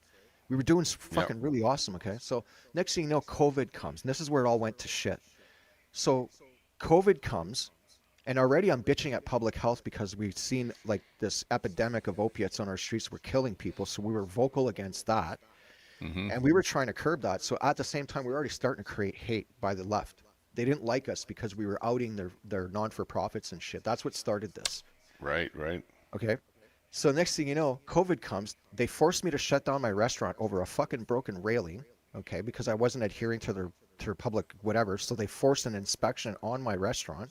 Wow. And just because a railing was just loose, they condemned the whole building. They shut it down for the whole term of COVID. So I got pissed off. So, and this is like... They wanted to shut you down because of COVID, so they just found another alternative reason. Another alternative reason to do it, right? Wow. So, and it's because we owned a union hall. That's why. And that was, who did that? The provincial government? The Ontario provincial government? The municipal government did. The city Municipal? of Sudbury. Wow. Yeah, the Wow. mayor ordered it through. So imagine this, man. I get a phone call in the morning, okay, Yeah. from one of my staff, and he's like, "Jay, you got to come here, man. The cops are here. Public health's here. Fucking." I'm like, "Oh, okay." Well, and it's like 2-minute walk from my place, right? So I get up, I go over there, and there's like a fire truck. There's 2 city police cruisers with a city official, and then this architectural inspector from the architectural school that they have in Sudbury, right? And I'm like, okay, what's the purpose? And then first I serve a warrant, okay, from the cops under the public health order for an inspection by public health and the architectural inspector for whatever, right? Okay, no problem. Do your shit. They go in. I have no choice, right? So they do the whole stuff. And instead of looking at the whole building, they focused on my restaurant, the hallway galley area, the hall, and then there's 2 entrances. There's one on the far end west side, and there's one on the center side, which is 2 big open, like they're huge stairs and stuff. It's all cement. Like it's a union hall, man, like a big union hall that we took over. And next thing you know, they come in and they're like checking everything, past everything. They had nothing. So the guy walks down and he sees that the railing's just to say loose, and all I had to do was just take the brace off and refix it and put a new one in. That's it. 5-minute job, right? Nope. You guys are done. I'm like, holy fuck. And this is all happening during the first 2 weeks of curbing the pandemic. They did this. They were already coming at us in Sudbury for anybody who resisted the bullshit. right away from day one, I'm like, I'm not complying. Like this is all bullshit. Like we're not doing this. So that it cost me my restaurant. So I was like, fuck this. So I found out that they were starting a protest in Sudbury. It was like 2 people. So I joined them and I started using my platform to try and get people to protest with us. But what I found out real quick is all my viewers who are all in the cannabis industry are all left wing. And then next thing you know, I'm getting called a far right extremist because I was at the time too. There was Black Lives Matters they were pushing in Sudbury and all this shit, and I was like, all lives matters. Like I was going against everything they were doing, right? Yeah, yeah.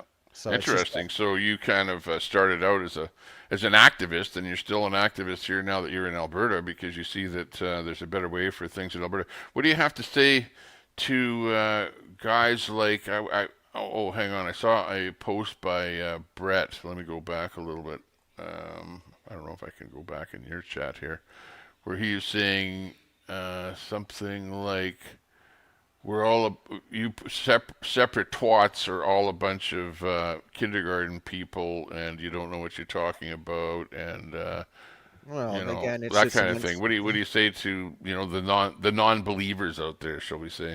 this is what I say to the non-believers, and if they take the time to actually listen to what I have to say, maybe it might resonate with them.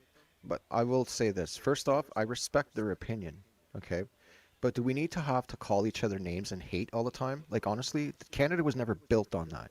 Canada was built about having the ability to debate and walk away from it, not continue this public shaming of each other. And I'm guilty of it too. But this is what I got to say about trying to convince people to realize that we need something new. So first of all, let's start with the Canadian federal government. When you look at the parliamentary system, okay, and you look at all the federal workers, including our police officers, our military, or any crown worker, they take an oath and they swear to the Queen of England or to a monarch, okay? And they say, oh, well, we're just doing that because of ceremony. It doesn't matter. The point of the exercise and the ceremonial action of that is you're swearing allegiance to something other than Canada, the Canadian people, and the flag of this country. So that's number one for me. Number two is that we have a political system which has divided the country up into either a conservative, an NDP, or a liberal, or an independent, whatever, libertarian, but it's still all divided. And opinions have split. Now it's causing hate and shame on each other. That is the problem. Is the parliamentary system with political parties is the problem. We don't have fair, independent, equal representation. The system that we need is to say we need no more political parties, no more biased. And when we elect our officials are being elected by the will of the people to represent them for each individual issue in their area so that it's addressed and it's managed the way it's supposed to based on the Constitution. That's what the whole thing is about.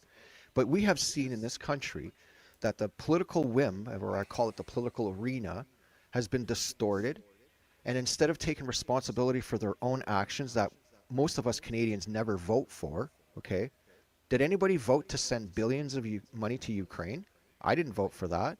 Did anybody vote to have tent encampments all over the country, which is our own citizens and not the refugees and migrants that have come into this country in the last 10 years? No, it's all Canadians and First Nations. So on one hand, we're preaching about First Nations, but yet our First Nations are homeless on our streets and nobody's doing a damn thing about it. So how does every child matter? So that's another thing. So, I mean, we need to, as Canadians, if we keep the country together, the only solution is everybody has to be on the same page and agree that the parliamentary system is an outdated dinosaur from the 1500s, which is basically ceremonial, and nothing is getting done because every election's the same. We promise, we promise, we promise. And then they never fall through. Or that, and if they see that the will of Canadians is upset, they give us rebates. Here's your little rebate, or rename the GST. You know what I mean? Shit like that. It's all propaganda. Yeah, it's like they give a rebate for buying groceries, but the rebate is only for like people like with an income under 10,000 or something like that. Right. You know what I mean? It's like Right. it's a little, hey, it's big in the media, but it's just a small potato thing at the end of the day, and the average person doesn't get anything out of it. Yeah, and here's another thing. So when we look at the cost of living, the liberals, I don't want to use liberals. I just want to say that the people who are ignoring the fact that this inflation problem in this country is caused by our government, okay? And how Right. it works is this. We have corporate lobbyists in the back door. Okay, so you have our parliamentary system, House of Commons, and everything, but we have a lobbyist group, and in the federal government of Canada, what they've done is, how do you think they get away with corporate donations and corporate funneling of funds to keep their campaigns going? It's all through the lobby system. So you have loblaws who should be guilty of all this price hiking and all this AI fixing and stuff, which is generating inflation, okay, because they don't sustain a price. It's lobbied through the back end to allow them to use AI, and then it gets government approved. That's what they do. So again, is it the people's interest that the government's working for, or is it the corporate interest that's enslaving the people to a financial system, which is just, it's costing us every dime that we generate from working hard or whatever, or even people that are not working, okay? Those people who are not working, is there any hope given to those folks to get off the system? Are they giving them any kind of actual retraining program, any kind of building up their enthusiasm to say we need a national program to get people back retrained? There's nothing like that. Instead, the government imports all these people from other countries. And speaking of that, dig, here's one. During COVID, That's a phone call on here. I'll call you right back. Okay, I'm on live right now. so I'm live right now. But give me a few minutes, okay? Okay, sorry about that. yeah, it's no problem. So here's another thing. During COVID, okay, what the veil that Canada's presented to the people is this: they locked us down, okay, and they replaced us with folks from another country. That's exactly what they did. When you look Well, around, you're going to be called a racist for saying something like that. it's not being racist. Look around, folks. When you go shopping, when you go to a fast food place, when you go to a gas station, when you go anywhere you go, what do you see? Walmart, That's all I Costco, say. That's all I say. And you tell me that's not wrong to say that. I mean, the beach over here in Sylvan Lake. Take a look. right? And I'm just saying, if you care about Canada so much, why are you ignoring the problem in front of you, and rather than keep blaming Trump and everybody else when it's our government who's responsible for the mess they've created? What about Brett says, hey, you separate twats, you're doing exactly what the establishment wants you to do. You're mentally weak. You may as well have gotten the jab. Okay, so here let's answer. Is the independence movement doing exactly what the establishment wants us to do? I don't think so. No, they are. He's right about that in a way. So, Brett, you are right about that. We have to follow the procedure of the process the government lays before us, because how else are we supposed to do it? Well, that's true. Yeah. Okay, so this is my answer to him. Nobody in this country has the power or organizational skills to get Canadians rounded up, everybody together to fight the same fight. That's absolutely not going to happen in this country. So therefore, how are you supposed to overthrow a government that's actually written in our Constitution when it becomes nefarious to its own people? Our people are not united on this. So the only way to do this is to exercise every viable option through the rule of law and process that's been presented, and hope that we win the vote to go to a constitutional convention to change things. And that's what we need. We need to change the Constitution, guys. There's things in there that are outdated. They don't work. And if you think the federal government is the savior, I mean, guys, think about it. This is what I envision a new Canada, okay? I'm a Canadian still, and I love my country, and I love Alberta. But this is what we need to do. Every province leaves the Confederacy and reforms a national republic, where we have our heads of our provinces go to a federal forum in partnership with First Nations chiefs. That's the only way it's going to work, because we have corporate oligarchs running the House of Commons, and we have a three-tiered government system that's failing all of us. And they pass the buck on each other's blame. The federal government say it's a provincial issue. The provincial government will say it's a federal issue, or vice versa. The federal government's a babysitter that's out of control. So get rid of the federal government and let the province manage themselves in a federal forum. That's a national republic. So why can't we do that? Yeah. It Hey, starts with- Brett says that he wants to come up here and debate you. You can let him up for a short while. Do you want me to send him a link on Messenger? Oh, I don't care, sure. Okay. Brett, I'll send you the link on Facebook Messenger. So take a look. I don't even know that guy. No, he's in the chat. He's, he says he's not right wing or left wing, but he's probably more left wing than anything. He's like against Alberta independence. Oh, I don't know if Oh that's yeah, actually. he's the vulgar guy, right? Yeah, exactly. I don't think the link is going through to him. I actually tried that already. So I don't know. The Yeah, only way he'll come up here is if you drop a link in the actual chat here. So it's up to you. yeah. No, not doing that. No, this guy, if he's gonna be ignorant in the chat, why give him a fucking voice? That's my Yeah, thing. well, actually, he went to one of the events there where Corey Morgan and Chris were at there, so he kind of confronted them on stage there, and then took his Chris T-shirt off and then threw it at him. So Oh, he's really? got a bit of a background.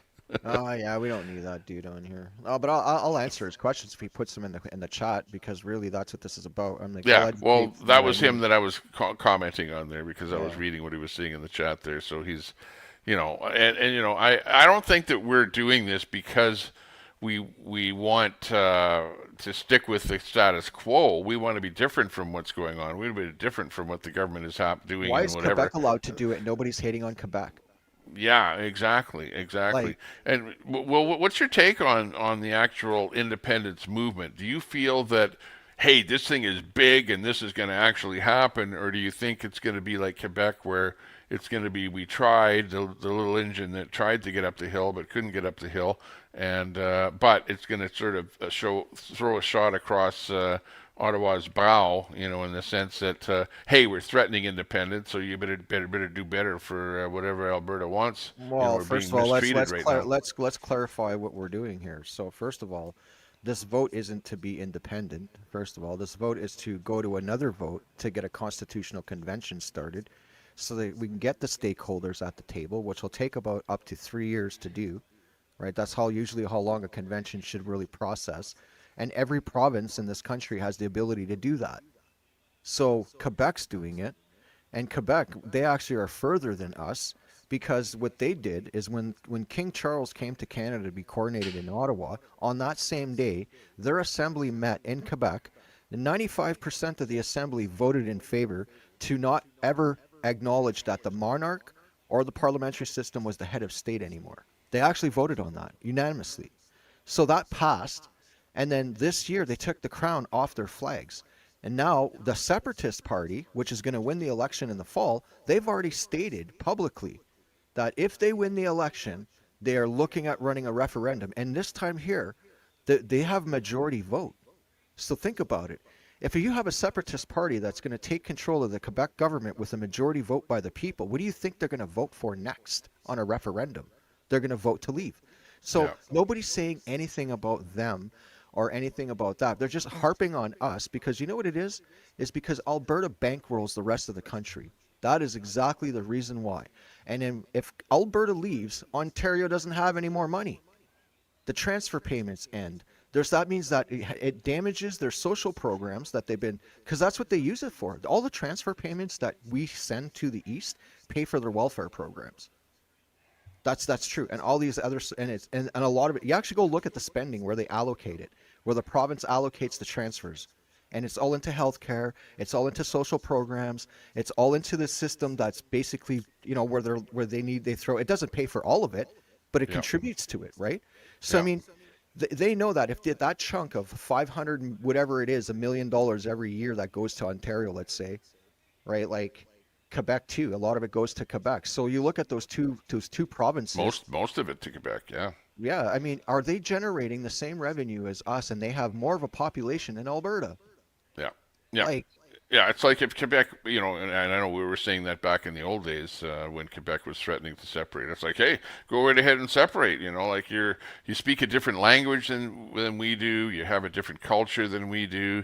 You're like you're almost like you want to become a separate country, and you have prepared yourself to become a separate country. So hey, no big deal if you do separate. You're not really contributing to Canada in the first place. You're actually sucking cash from the rest of well, Canada no, via I wouldn't go as equalization far payments. as I wouldn't go as far as saying that the provinces aren't contributing. Okay, so let's okay. The problem I have is if we have a country that's supposed to be united provinces, we're all supposed to share the wealth, meaning that there should be no red tape in the resource production and exports that we have in this country because A, we need jobs and we need to get our resources to market to sustain a market for Canada and our Canadian dollar, the value of our Canadian dollar and our sovereignty. But we don't do that. We actually suck each other dry in the provincial set, and the federal government manages that like a babysitter. Like that's what's happening here. So instead of feeding or taking the red tape off the mining sector in Ontario, for instance, okay, the Ring of Fire, that's one of them. The whole mining sector in Ontario is one of the biggest resource rich areas in Canada, okay, but there's red tape galore on it, and it's, again, they sold off all the Canadian corporations that once owned those mines and turned around and sold it to foreign interests like Brazil and all these other countries. It's the same thing in Alberta. Now think about if we took that away and we actually tried to save the country. We need leaders with balls. And the first thing is we kick out these foreign interests out of the country and we focus on Canada first, Canadians at the helm, and Canadian corporations, Canadian owned, and then we restructure our financial markets that way for exporting our own resources, and we become one of the richest, actually probably the richest country on the planet. But we don't do any of that. The government mismanages the provinces, and when you really think about it, okay, Quebec was one of the founding members of Canada, and they want to leave. Yeah. Do you see, Well, and what you're saying about Ontario is true, and Quebec. Quebec, what they do is they leave the resources in the ground. They don't want to, mine. They don't want to produce oil or gas or whatever. They want to keep everything in the ground, but yet they're willing to take Alberta oil and then call Alberta oil is dirty. You know what I mean? And but yet you'll take the money from Alberta oil. Like really, honestly, and I've talked to people in Quebec, and they go, "Yeah, we don't care about your Alberta oil, keep it," or we don't care about your money from the Alberta oil, from the equalization payments. The average Quebecer doesn't really care about anything like that. It's more of the a average federal level. Where at a federal level, they've gotten it, and it's going their way. And as long as the money is flowing, nobody's complaining about it on a provincial level. They love the money over there. Here, I'm going to answer this. So Brett says this. Okay, I'm going to answer this question. This statement. He says, at least Quebec is doing it properly by founding a party that is specific on the issue, not trying to usurp an already an existing party that has members against separation. So, which he's talking about the Alberta provincial. So let party. me explain how this is done. First of all, legislation in Alberta has a statute that's written for a citizen-led initiative, which is basically you can petition the government and throw it to a referendum 1 year prior to an election. That was created to have a voice for Albertans, and it's not just on separation. Okay, this could have been, I will agree with Brett that we could have utilized it for other things a lot better than other things that are being presented. I will give that, because I would have presented a solution to, tailor a question about homelessness, tailor a question to a problem that's actually affecting our communities here in Alberta, could have been put to a citizen-led initiative to change a policy that would have changed it for the better. Now that could have been utilized. So the citizen-led initiative is also for that, but it's not being used for that right now on this referendum. This referendum, what the Premier did for the Alberta Next, is nothing to do with the separatists. We don't call ourselves separatists. We're pro-independence. And Right. What we're asking for is this. The people who created and founded Alberta, okay, the core root people that have created this beautiful province, and all the farmers, okay, everybody's fed up, and we want change. So either it's we become a sovereign state within Alberta with no overreach by the federal government, which I'm also, I lean to that too. But at the same time, why do all that work when we can just have a constitutional convention, do it the way Quebec's doing it? We're getting people to vote to see if they want a constitutional convention. Everybody has the ability to vote fairly. And if everybody says, yes, this is what we need to do, then we're following the procedure. There's nothing illegal about anything that we're doing. There's nothing nefarious. There's no nepotism. There's no favoritism. And you don't need to start a party in order to do what we're doing, because it's already there. We're able to. I'm getting a little bit of echo here now. But we collected the signatures to put on the actual ballot whether or not Alberta should become an independent entity or stay within Canada. That's what actually happened. But because it went to court, then Danielle Smith came out with a different one, which was, let's have a vote to see whether or not we want to vote for independence instead of actually putting on the ballot the exact question that we wanted. So I don't know why she doesn't change it, because it went through the court. It was allowed. The ballots were counted. It's a valid question, but she still is leaving that vote for a vote. I don't know. What do you think about that? I think, okay, so how I look at it, like, I'm not in agreement with what the premier is doing right now. A lot of the stuff that's come out of Ottawa. Okay, so there's a few things I agree with the left on. Quite a few things, actually. And people say, you're a socialist, but I'm not. I actually believe that our taxes, when we pay our taxes, is supposed to help our collective here in Alberta. Meaning that people who have a hard time lose their job or whatever the case may be, some of that taxation money can go to help those people get back on their feet. Okay, so that's part of the system that we have before us, right? So my issue is, one, the cutback on the AISH and ADAP hold debacle thing. Okay, I'm not in agreement of how they're managing that whatsoever. They took out $98 million investment, paid two companies that are not even from Canada to manage Edmonton and Calgary, which I think is totally absurd. And what they did to the ADAP clients, okay, I don't agree with how that was managed. It could have been done differently, and it actually it hurt a lot of people. So that I agree with the left with. Number two, the homelessness situation and addictions is out of control in Edmonton and Calgary, beyond control. Absolutely. And so I ask the left this: if you really care about people, just human beings, and that's the message you guys are always pushing, okay, I agree with that. Now, as a human being, do you think it's fair for us to continue to take our tax dollars to send it to another country to create a war and to fund a war, and then that, or continuously sending money to help other countries with homelessness, but yet not put any kind of resources in place to actually solve the problem here in our own country? I mean, we have 300 or plus more people since January, just in Edmonton alone. Okay, we have 5,000 homeless here in Edmonton. 5,000 homeless people in Edmonton. 300 plus people out of that this year since January have been amputated. Either they've lost fingers, they've lost their hand, they've lost their toes, they've lost their foot, they've lost their leg. I mean, amputations. So they're high on drugs out there in the street when it's like freezing below zero. It's well, crazy. and this is the other thing. We have somebody who came forward finally, I God bless her soul. Like Tommy, man, this lady called me. She worked there for 5 years, and she didn't sign an NDA when Bissell laid off everybody. And she has a human rights complaint against all these organizations and stuff. And she told me what went on, and it's exactly what I thought. What was happening is so. Here's an instance: if you're living homeless, okay, and let's say you get amputated, I don't know, in September, okay, around September, October. Well, you get no aftercare. They basically amputate you, keep you there for a day or whatever, and they throw you back on the street. That's what they're doing in Canada. And then you're left to fend for yourself. There's no aftercare program. There's no help from the social services or nothing. They just, boom. And that's near on the street. Now, when it comes to the wintertime, because you have no inability to properly move around and walk like everybody else, when you go to the shelters are refusing the people that are in the wheelchairs from getting in and staying overnight. It's happened multiple times. And then in 2024, there was 9 people who died in one of the homeless shelters in one night over drug overdoses. Right? So you're telling me that the money we're putting in right now is solving the problem. It's actually making it worse and worse and worse because we keep catering it to it and babying it like it's nonsensical. We're killing people now. It's eugenics. It's this form of forced. I don't know, man. It's a death machine. So as a human being myself, I care about everybody. I think everybody, we shouldn't be treating these homeless people like this.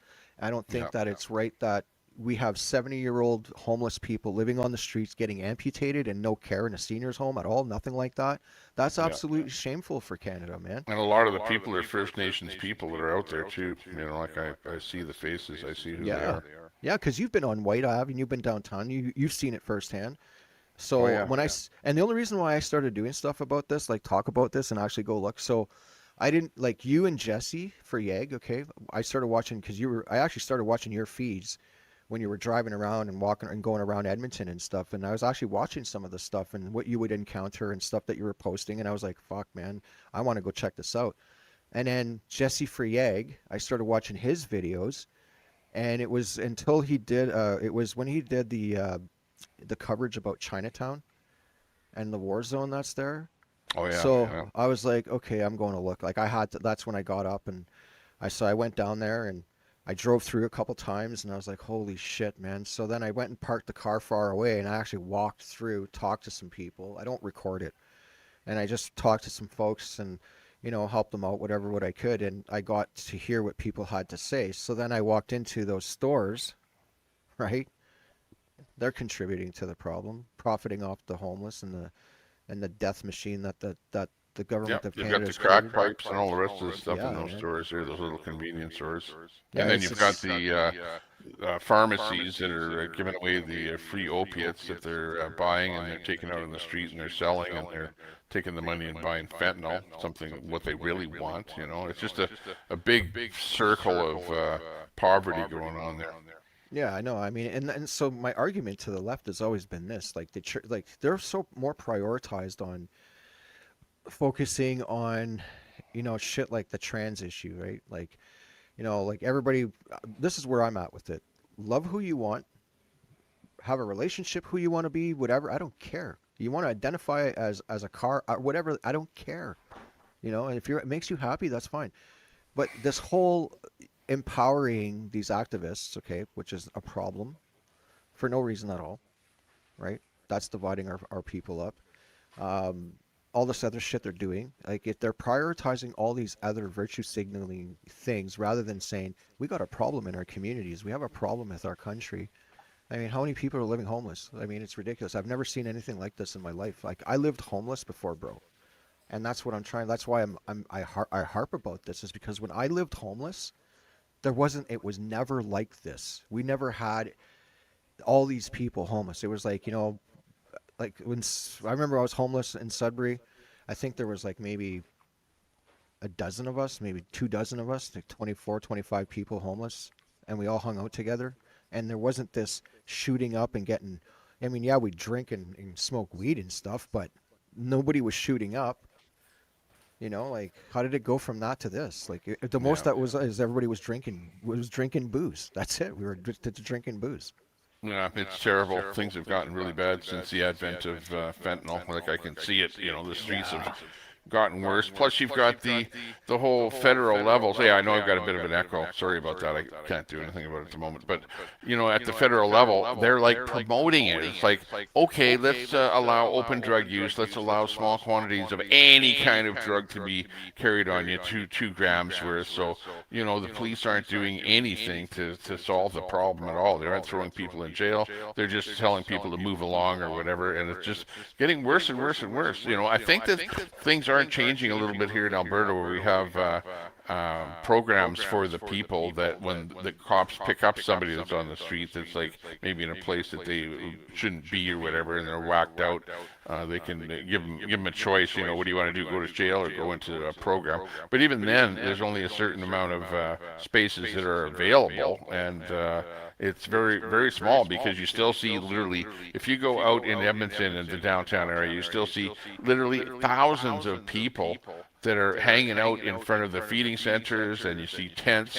In fact, there are places, if you have a bicycle, which I have an e-bike, and I ride up and down the bike paths that are around there are tents going on there for kilometers down the bike paths. Like they're all over the whole downtown area. It is like way worse than the average person even sees just by driving around a little bit there. But yeah, like we need to do something about that. We need to get rid of the open drug use, which of course on the federal level, nobody wants to do anything about that. That's why, we can solve this problem if we become an independent country. If Alberta becomes independent, we can put a stop to the nonsense that's happening. We can increase what's happening with the laws, because right now people get a slap in the wrist and they're right back out whenever they do something wrong. There's no no repercussions for things that people do. People are walking into stores. You know, there used to be a 7-Eleven store right on White Avenue there. You know, it closed down because of all of the thefts that were happening in there. You know, I obtained some records of their day-to-day operations. Every single day there were a whole bunch of thefts going on there. So no wonder stores can't stay open. You know, most of the stores you see security, right? In days gone by, they didn't have security in front of the dollar store or at the entrance of the dollar store. Now you've got security even at the Value Village. Like it's phenomenal what's happening here. That things have gotten so bad and there's so much theft and people are just going berserk out there. And you're not going to change anything by staying within Canada because us here in the West really don't have a vote. We have no representation in Parliament. Well, you've got a few MPs or whatever, but nothing ever happens. You know, it's just the status quo. And then they have these meetings and stuff that they arrange with different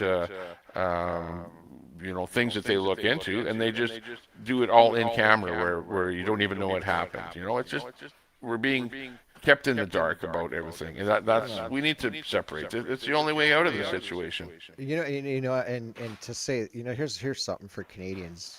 It's do you guys remember when they invited a Nazi into Parliament and gave him a standing ovation? Like, don't you? And then everybody just washes that under the rug like nothing ever happened.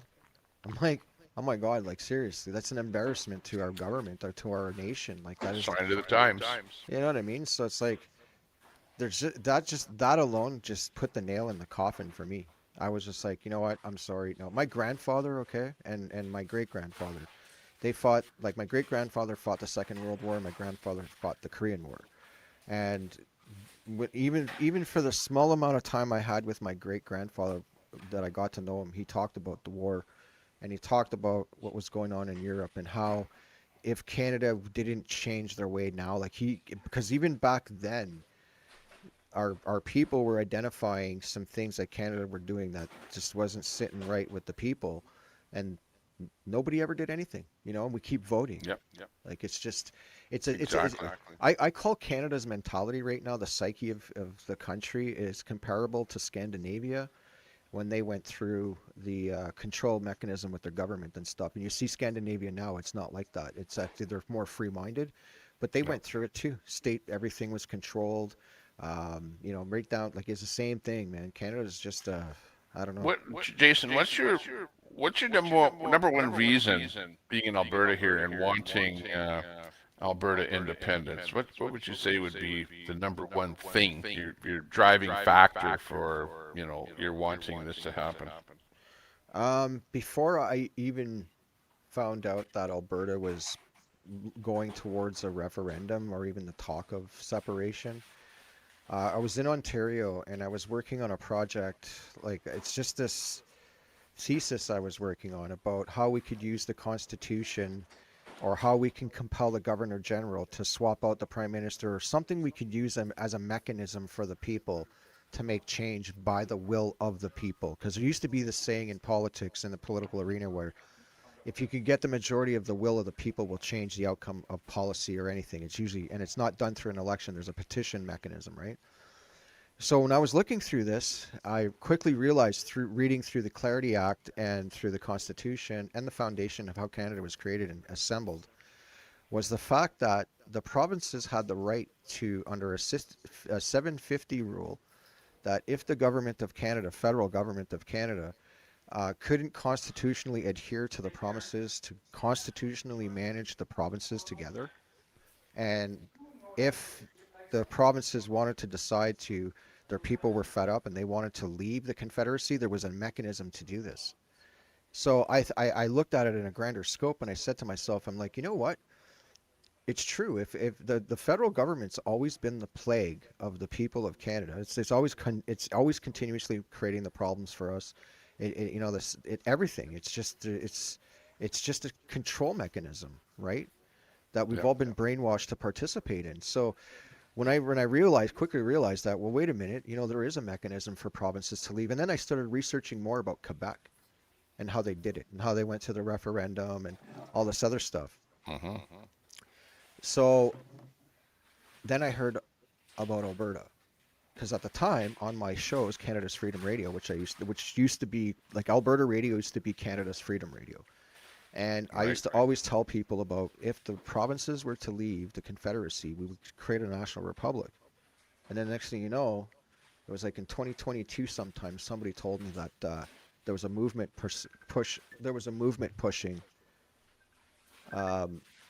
to leave Canada, and I'm like, oh, this is it, man. You know, like I'm coming home, I'm fighting. So I told my mom, and my mom's like, hey, go home. You know, like do what you got to do, and and she explained to me. She goes, you know, Jason, they made the first Trudeau. My family hates the Trudeau family. And for what they did to Albertans in the 80s and the late 70s and shit, the National Energy Program, all this shit that they did, I mean, people lost their shirt, and our family was one of them. So this for me is like, this is our ability to get free from the bitch, is what I call it. And if we're free from them, we can truly do something and rebuild something that I believe the people of Alberta can prosper from, and maybe educate and teach other provinces that they could do it too. Like we have to do this. Yeah, good point on the National Energy Program, because that really hurt me personally. Like with what I was doing, and I was prospering, and everything was going well, and that whole thing came in, and it just crashed the entire economy. People were selling their houses; they were selling them for $1 and stuff like that. It was just absolutely ridiculous. Yeah, like I'm sick and tired with the federal government. Trudeau even said he wanted to phase out the oil sands and stuff like that. Like the federal government does not like Alberta, does not like the oil sands, and even though Carney might come out here and offer some kind of an MOU to build something, it's pretty much because of the Independence Party or the Independence movement that Carney is coming out here and trying to appease Alberta. He just came out to Red Deer there the other day to announce some kind of a housing project, which of course is going to be a rental, probably a Brookfield modular housing type project, where nobody's going to be able to buy anything. It's going to be, hey, you're going to be again under the gun of the government, right? It's just you're going to work for the government, you're going to live in the government housing, and if the NDP get in, well, you get buying your food from a government food store, for God's sakes. Like, what the hell's going on here? Yeah, no, that's communism, right? Like we have. I'm all about man, like. It's sad that our people in this country are so divided now. Like, because I remember growing up to a Canada where nobody was fighting. I mean, Quebec had its issues. That's it, right? Maybe Newfoundland every so often had issues, but I mean, really, as a nation, we did like tremendously so many amazing things as a country, and I don't forget that. And I don't hate Canada. I just man, it's our federal government. That's it. And the only way to release us from that bondage, it states there's two mechanisms. Every province can do it. And if they follow those, I mean, if everybody can get on board and say, look man, the federal government's the problem, and maybe we could just form a national republic and just do it that way. Get rid of the federal government and let our provincial heads manage the country for the resources we need to share. Like, I don't understand that. And we still have open market. We need to reduce the cost of living. We got to get rid of this corporate fucking bullshit that's going on with our government, because like it's like I talked to the wife the other day and I said, when you go to the grocery store and you're buying let's say steaks, right? I remember steaks back in the day where I could pick up 4 steaks, nice steaks for barbecue for my family, and it wouldn't cost me much. Now it's like you're spending $50-$60 for a decent slab of a cut, and I'm in Alberta, for freaks. I mean, we have our own cattle here. Like, what's going on? I know. You have to buy an Australian steak for like $22 instead of the $75-$80 Alberta steak. It's unbelievable. So I'm sitting there scratching my head. So first of all, I go if you go through Brooks, okay, and you're driving through the back end, going through Brooks and that, and going through whatever, and you see all the cattle farms, right? We have so many cattle farms in Alberta, it's unbelievable. We have the biggest slaughterhouse in Alberta in Brooks, right? But we can't provide cheap cattle, our own cattle meat, like our own shit to our own people at a discount rate for Albertans or even for Canadians. Yeah, exactly. But by Australia, I have to take off here because it's the afternoon. I have to go ride my golf cart around Sylvan Lake here, and enjoy the weather because it's nice. It's a beautiful sunny day here. Oh, hang on, I better show you what it actually looks like here. Yeah, I gotta This get is off what it soon. looks like. Take a look. There's a lake behind me, and it's just a cool place to live here. Yeah, I know. I'm Maybe one day jealous. I'll invite you down here for a little holiday or something. Yeah, anytime, man. I'll come out. Sounds good. I'm out, Hey, but nice being on your program. Sorry for the echo here. I couldn't get it fixed up here. I just have too much stuff interconnected on my system here. But thanks a lot for letting me come on your show. Appreciate it. And I don't know, you've got a lot of questions in the chat there, so maybe you want to check it out there and see, because somebody's asking. Well, anyways, you can Yeah, I'm look gonna at go the chat through there. them. I'm gonna go Yeah. through them before I leave. Ask Awesome, man. yeah, and I'll stay online here until you dump your stream there. But yeah, we'll have to do this again sometime. We're we're kind of compatible. I know a little bit about you, you know a little bit about me, and we're kind of on the same page. But likewise, we've got the chat. There's about 40 people over on my channel watching there, by the way. So yeah, drop a link, by the way, to your channel, okay, in the chat, so it will appear over for my chat, so that they know where or how to sub up to you, okay? And thanks a lot, and we'll catch you later. Take care, stay out of trouble, and yeah, Alberta independence for the win. All the way, buddy. Talk to you later. Okay, catch you later. All right, so I'm gonna go through the comments there and try to address some questions I can to the best of my ability. I just think that Canada's broken, guys. That's my issue. Left, right, or center, it doesn't matter. We can all agree that Canada's broken. There's a bunch of stuff that they're not taking care of. We're paying. We're living paycheck to paycheck, some of us. It's unbelievable what they're doing to every one of us. It's not just one or the other. It's all of us. And I'm just trying to say, like, look at, man, we have options, right? And if an option presents itself that we can move to something to change for the better for our people, then why not try it? Doesn't hurt to try. It's like the old saying is, what's the worst are they going to say? No, right? So I look at it in that kind of sense. And we can't overthrow government by force. We can't be hypocritical in that sense. And we're not violent people.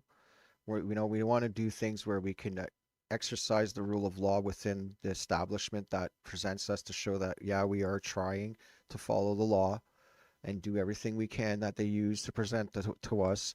So this way here, we're not getting called seditionists, or we're not getting called all these horrible things. We're simply following what they're telling us to follow right now. And if it works out or it doesn't, we have to try those things before we do anything. That's the way I look at it. And the federal government's evil, man. Like, you guys don't realize it. And what they're doing to everybody. Let's see, I'm just going to look here. The independence movement and the tyranny movement have something in common: feeding their children a psyop. Isn't that what the government of Canada does with the state-paid media that feeds the rest of Canada the psyop of disinformation and virtue signaling? Let's see. And living in nature is great stuff. Oh, here's one. You complain about the homeless problem, but you don't want housing to accommodate the issue. Absolutely, I do want housing to accommodate the issue. Like, this is the problem we're having. So many of us have said, look, we have, let's say for Edmonton, okay? Just for Edmonton. And hear me out. Just hear me out. Edmonton has 5,000 homeless people living homeless right now. They have no place to go. Now, a good percentage of that is faced by addictions and drug use, and it's pretty crazy in Chinatown. Like, it's a few hundred people. Now, there's people living in their cars, going to work. There's people living in trailers. There's, people living in tents trying to get by, and they're not involved in that. So there's all these different dynamics in the homeless situation itself. Now, when it comes to the housing, Edmonton owns all this infrastructure, all these empty buildings and stuff. And I've always said, why can't we just spend a little money, renovate those places quickly, get some people housed, and put some programs and services right now so we can get them housed for something, do some transitional programming, something to do that we can get them off the street and help people be, that's just being human. But I actually sat with the mayor of Edmonton, Mayor Knack, face to face at City Hall, and said, like, look, we should be doing this. And I said, look, all these infills, so they're building these rapid housing in Edmonton. Now, the rapid housing is not going to the homeless like they said it was supposed to. It's going to people who are coming in from other countries. That's exactly what's happening in Edmonton. It's happening in Calgary too, and it's probably happening in other parts of the country. So we see this in Edmonton flat out. Builds come up, nobody's coming off the streets. It's automatically you're seeing people from other countries being housed. And then secondly, all those houses they're building, now there's so much have been built, there's a 40% vacancy rate, and they're asking like $2,000 to almost $3,000 a month, and they're not doing anything about the people that are homeless to at least do something. And the band-aid solution is always a warming center, a day center, and it's never anything to create housing to house people, to actually house people and give them some help.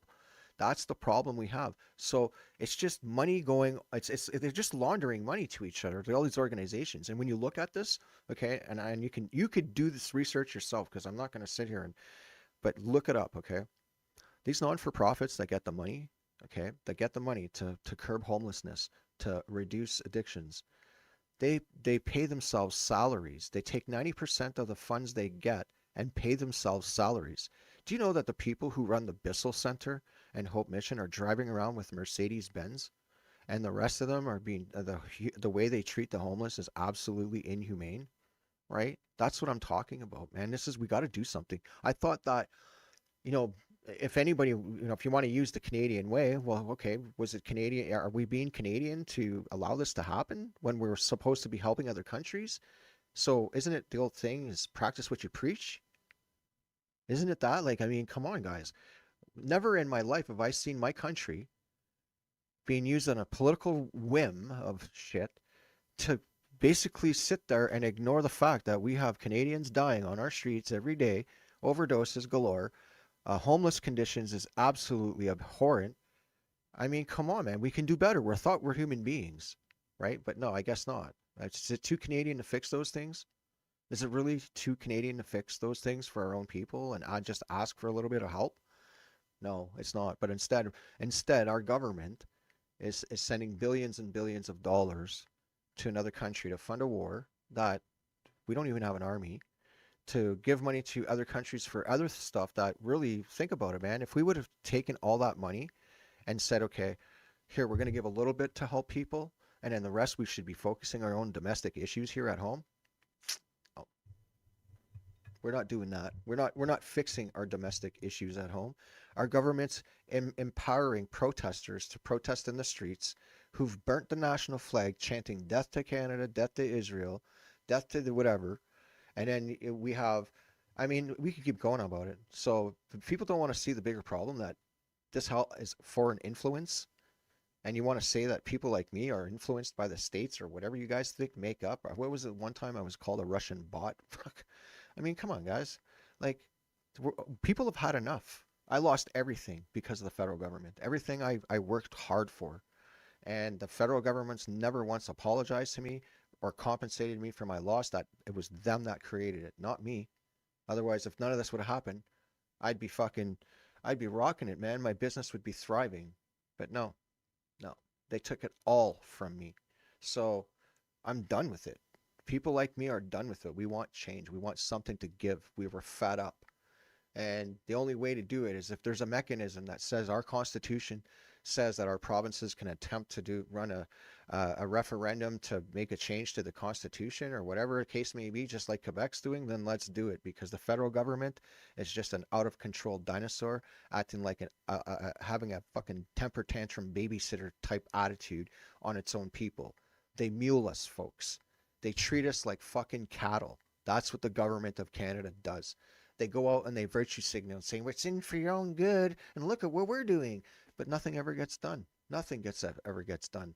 They're still chirping the same shit that Trudeau chirped back in 2015, regurgitating it all over again. They haven't solved a thing.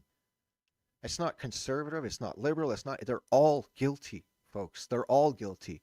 Every member of Parliament and the House of Commons on the federal system, it's every one of them. They're all equally to blame.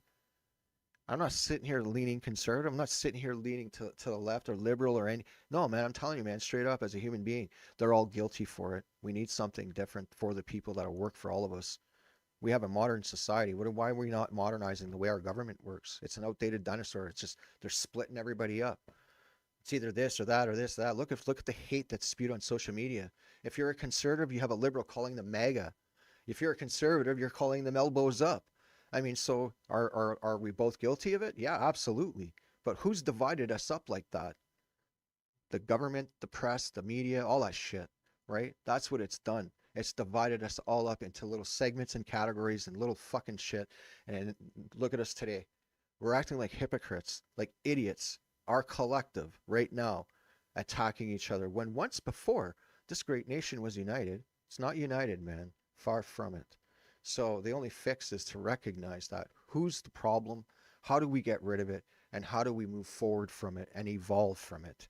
And that is one thing that's drilled in every one of us in this country. So think about it, man. What would you want? Do you want to keep being slapped by daddy ass, keep giving me some more bullshit, keep spanking my ass, and keep beating me? Or do you want to have some actual freedom, man, and make your voice heard? That's where I'm at with it. We have an opportunity for change. That's where I'm telling you folks, man. Just look at that option for once. Think outside the box for once. Anyways, that's it. I enjoy everybody watching. Thank you so much. Make sure to subscribe to my YouTube channel, and just keep pushing it. Have a great day, everybody. God bless.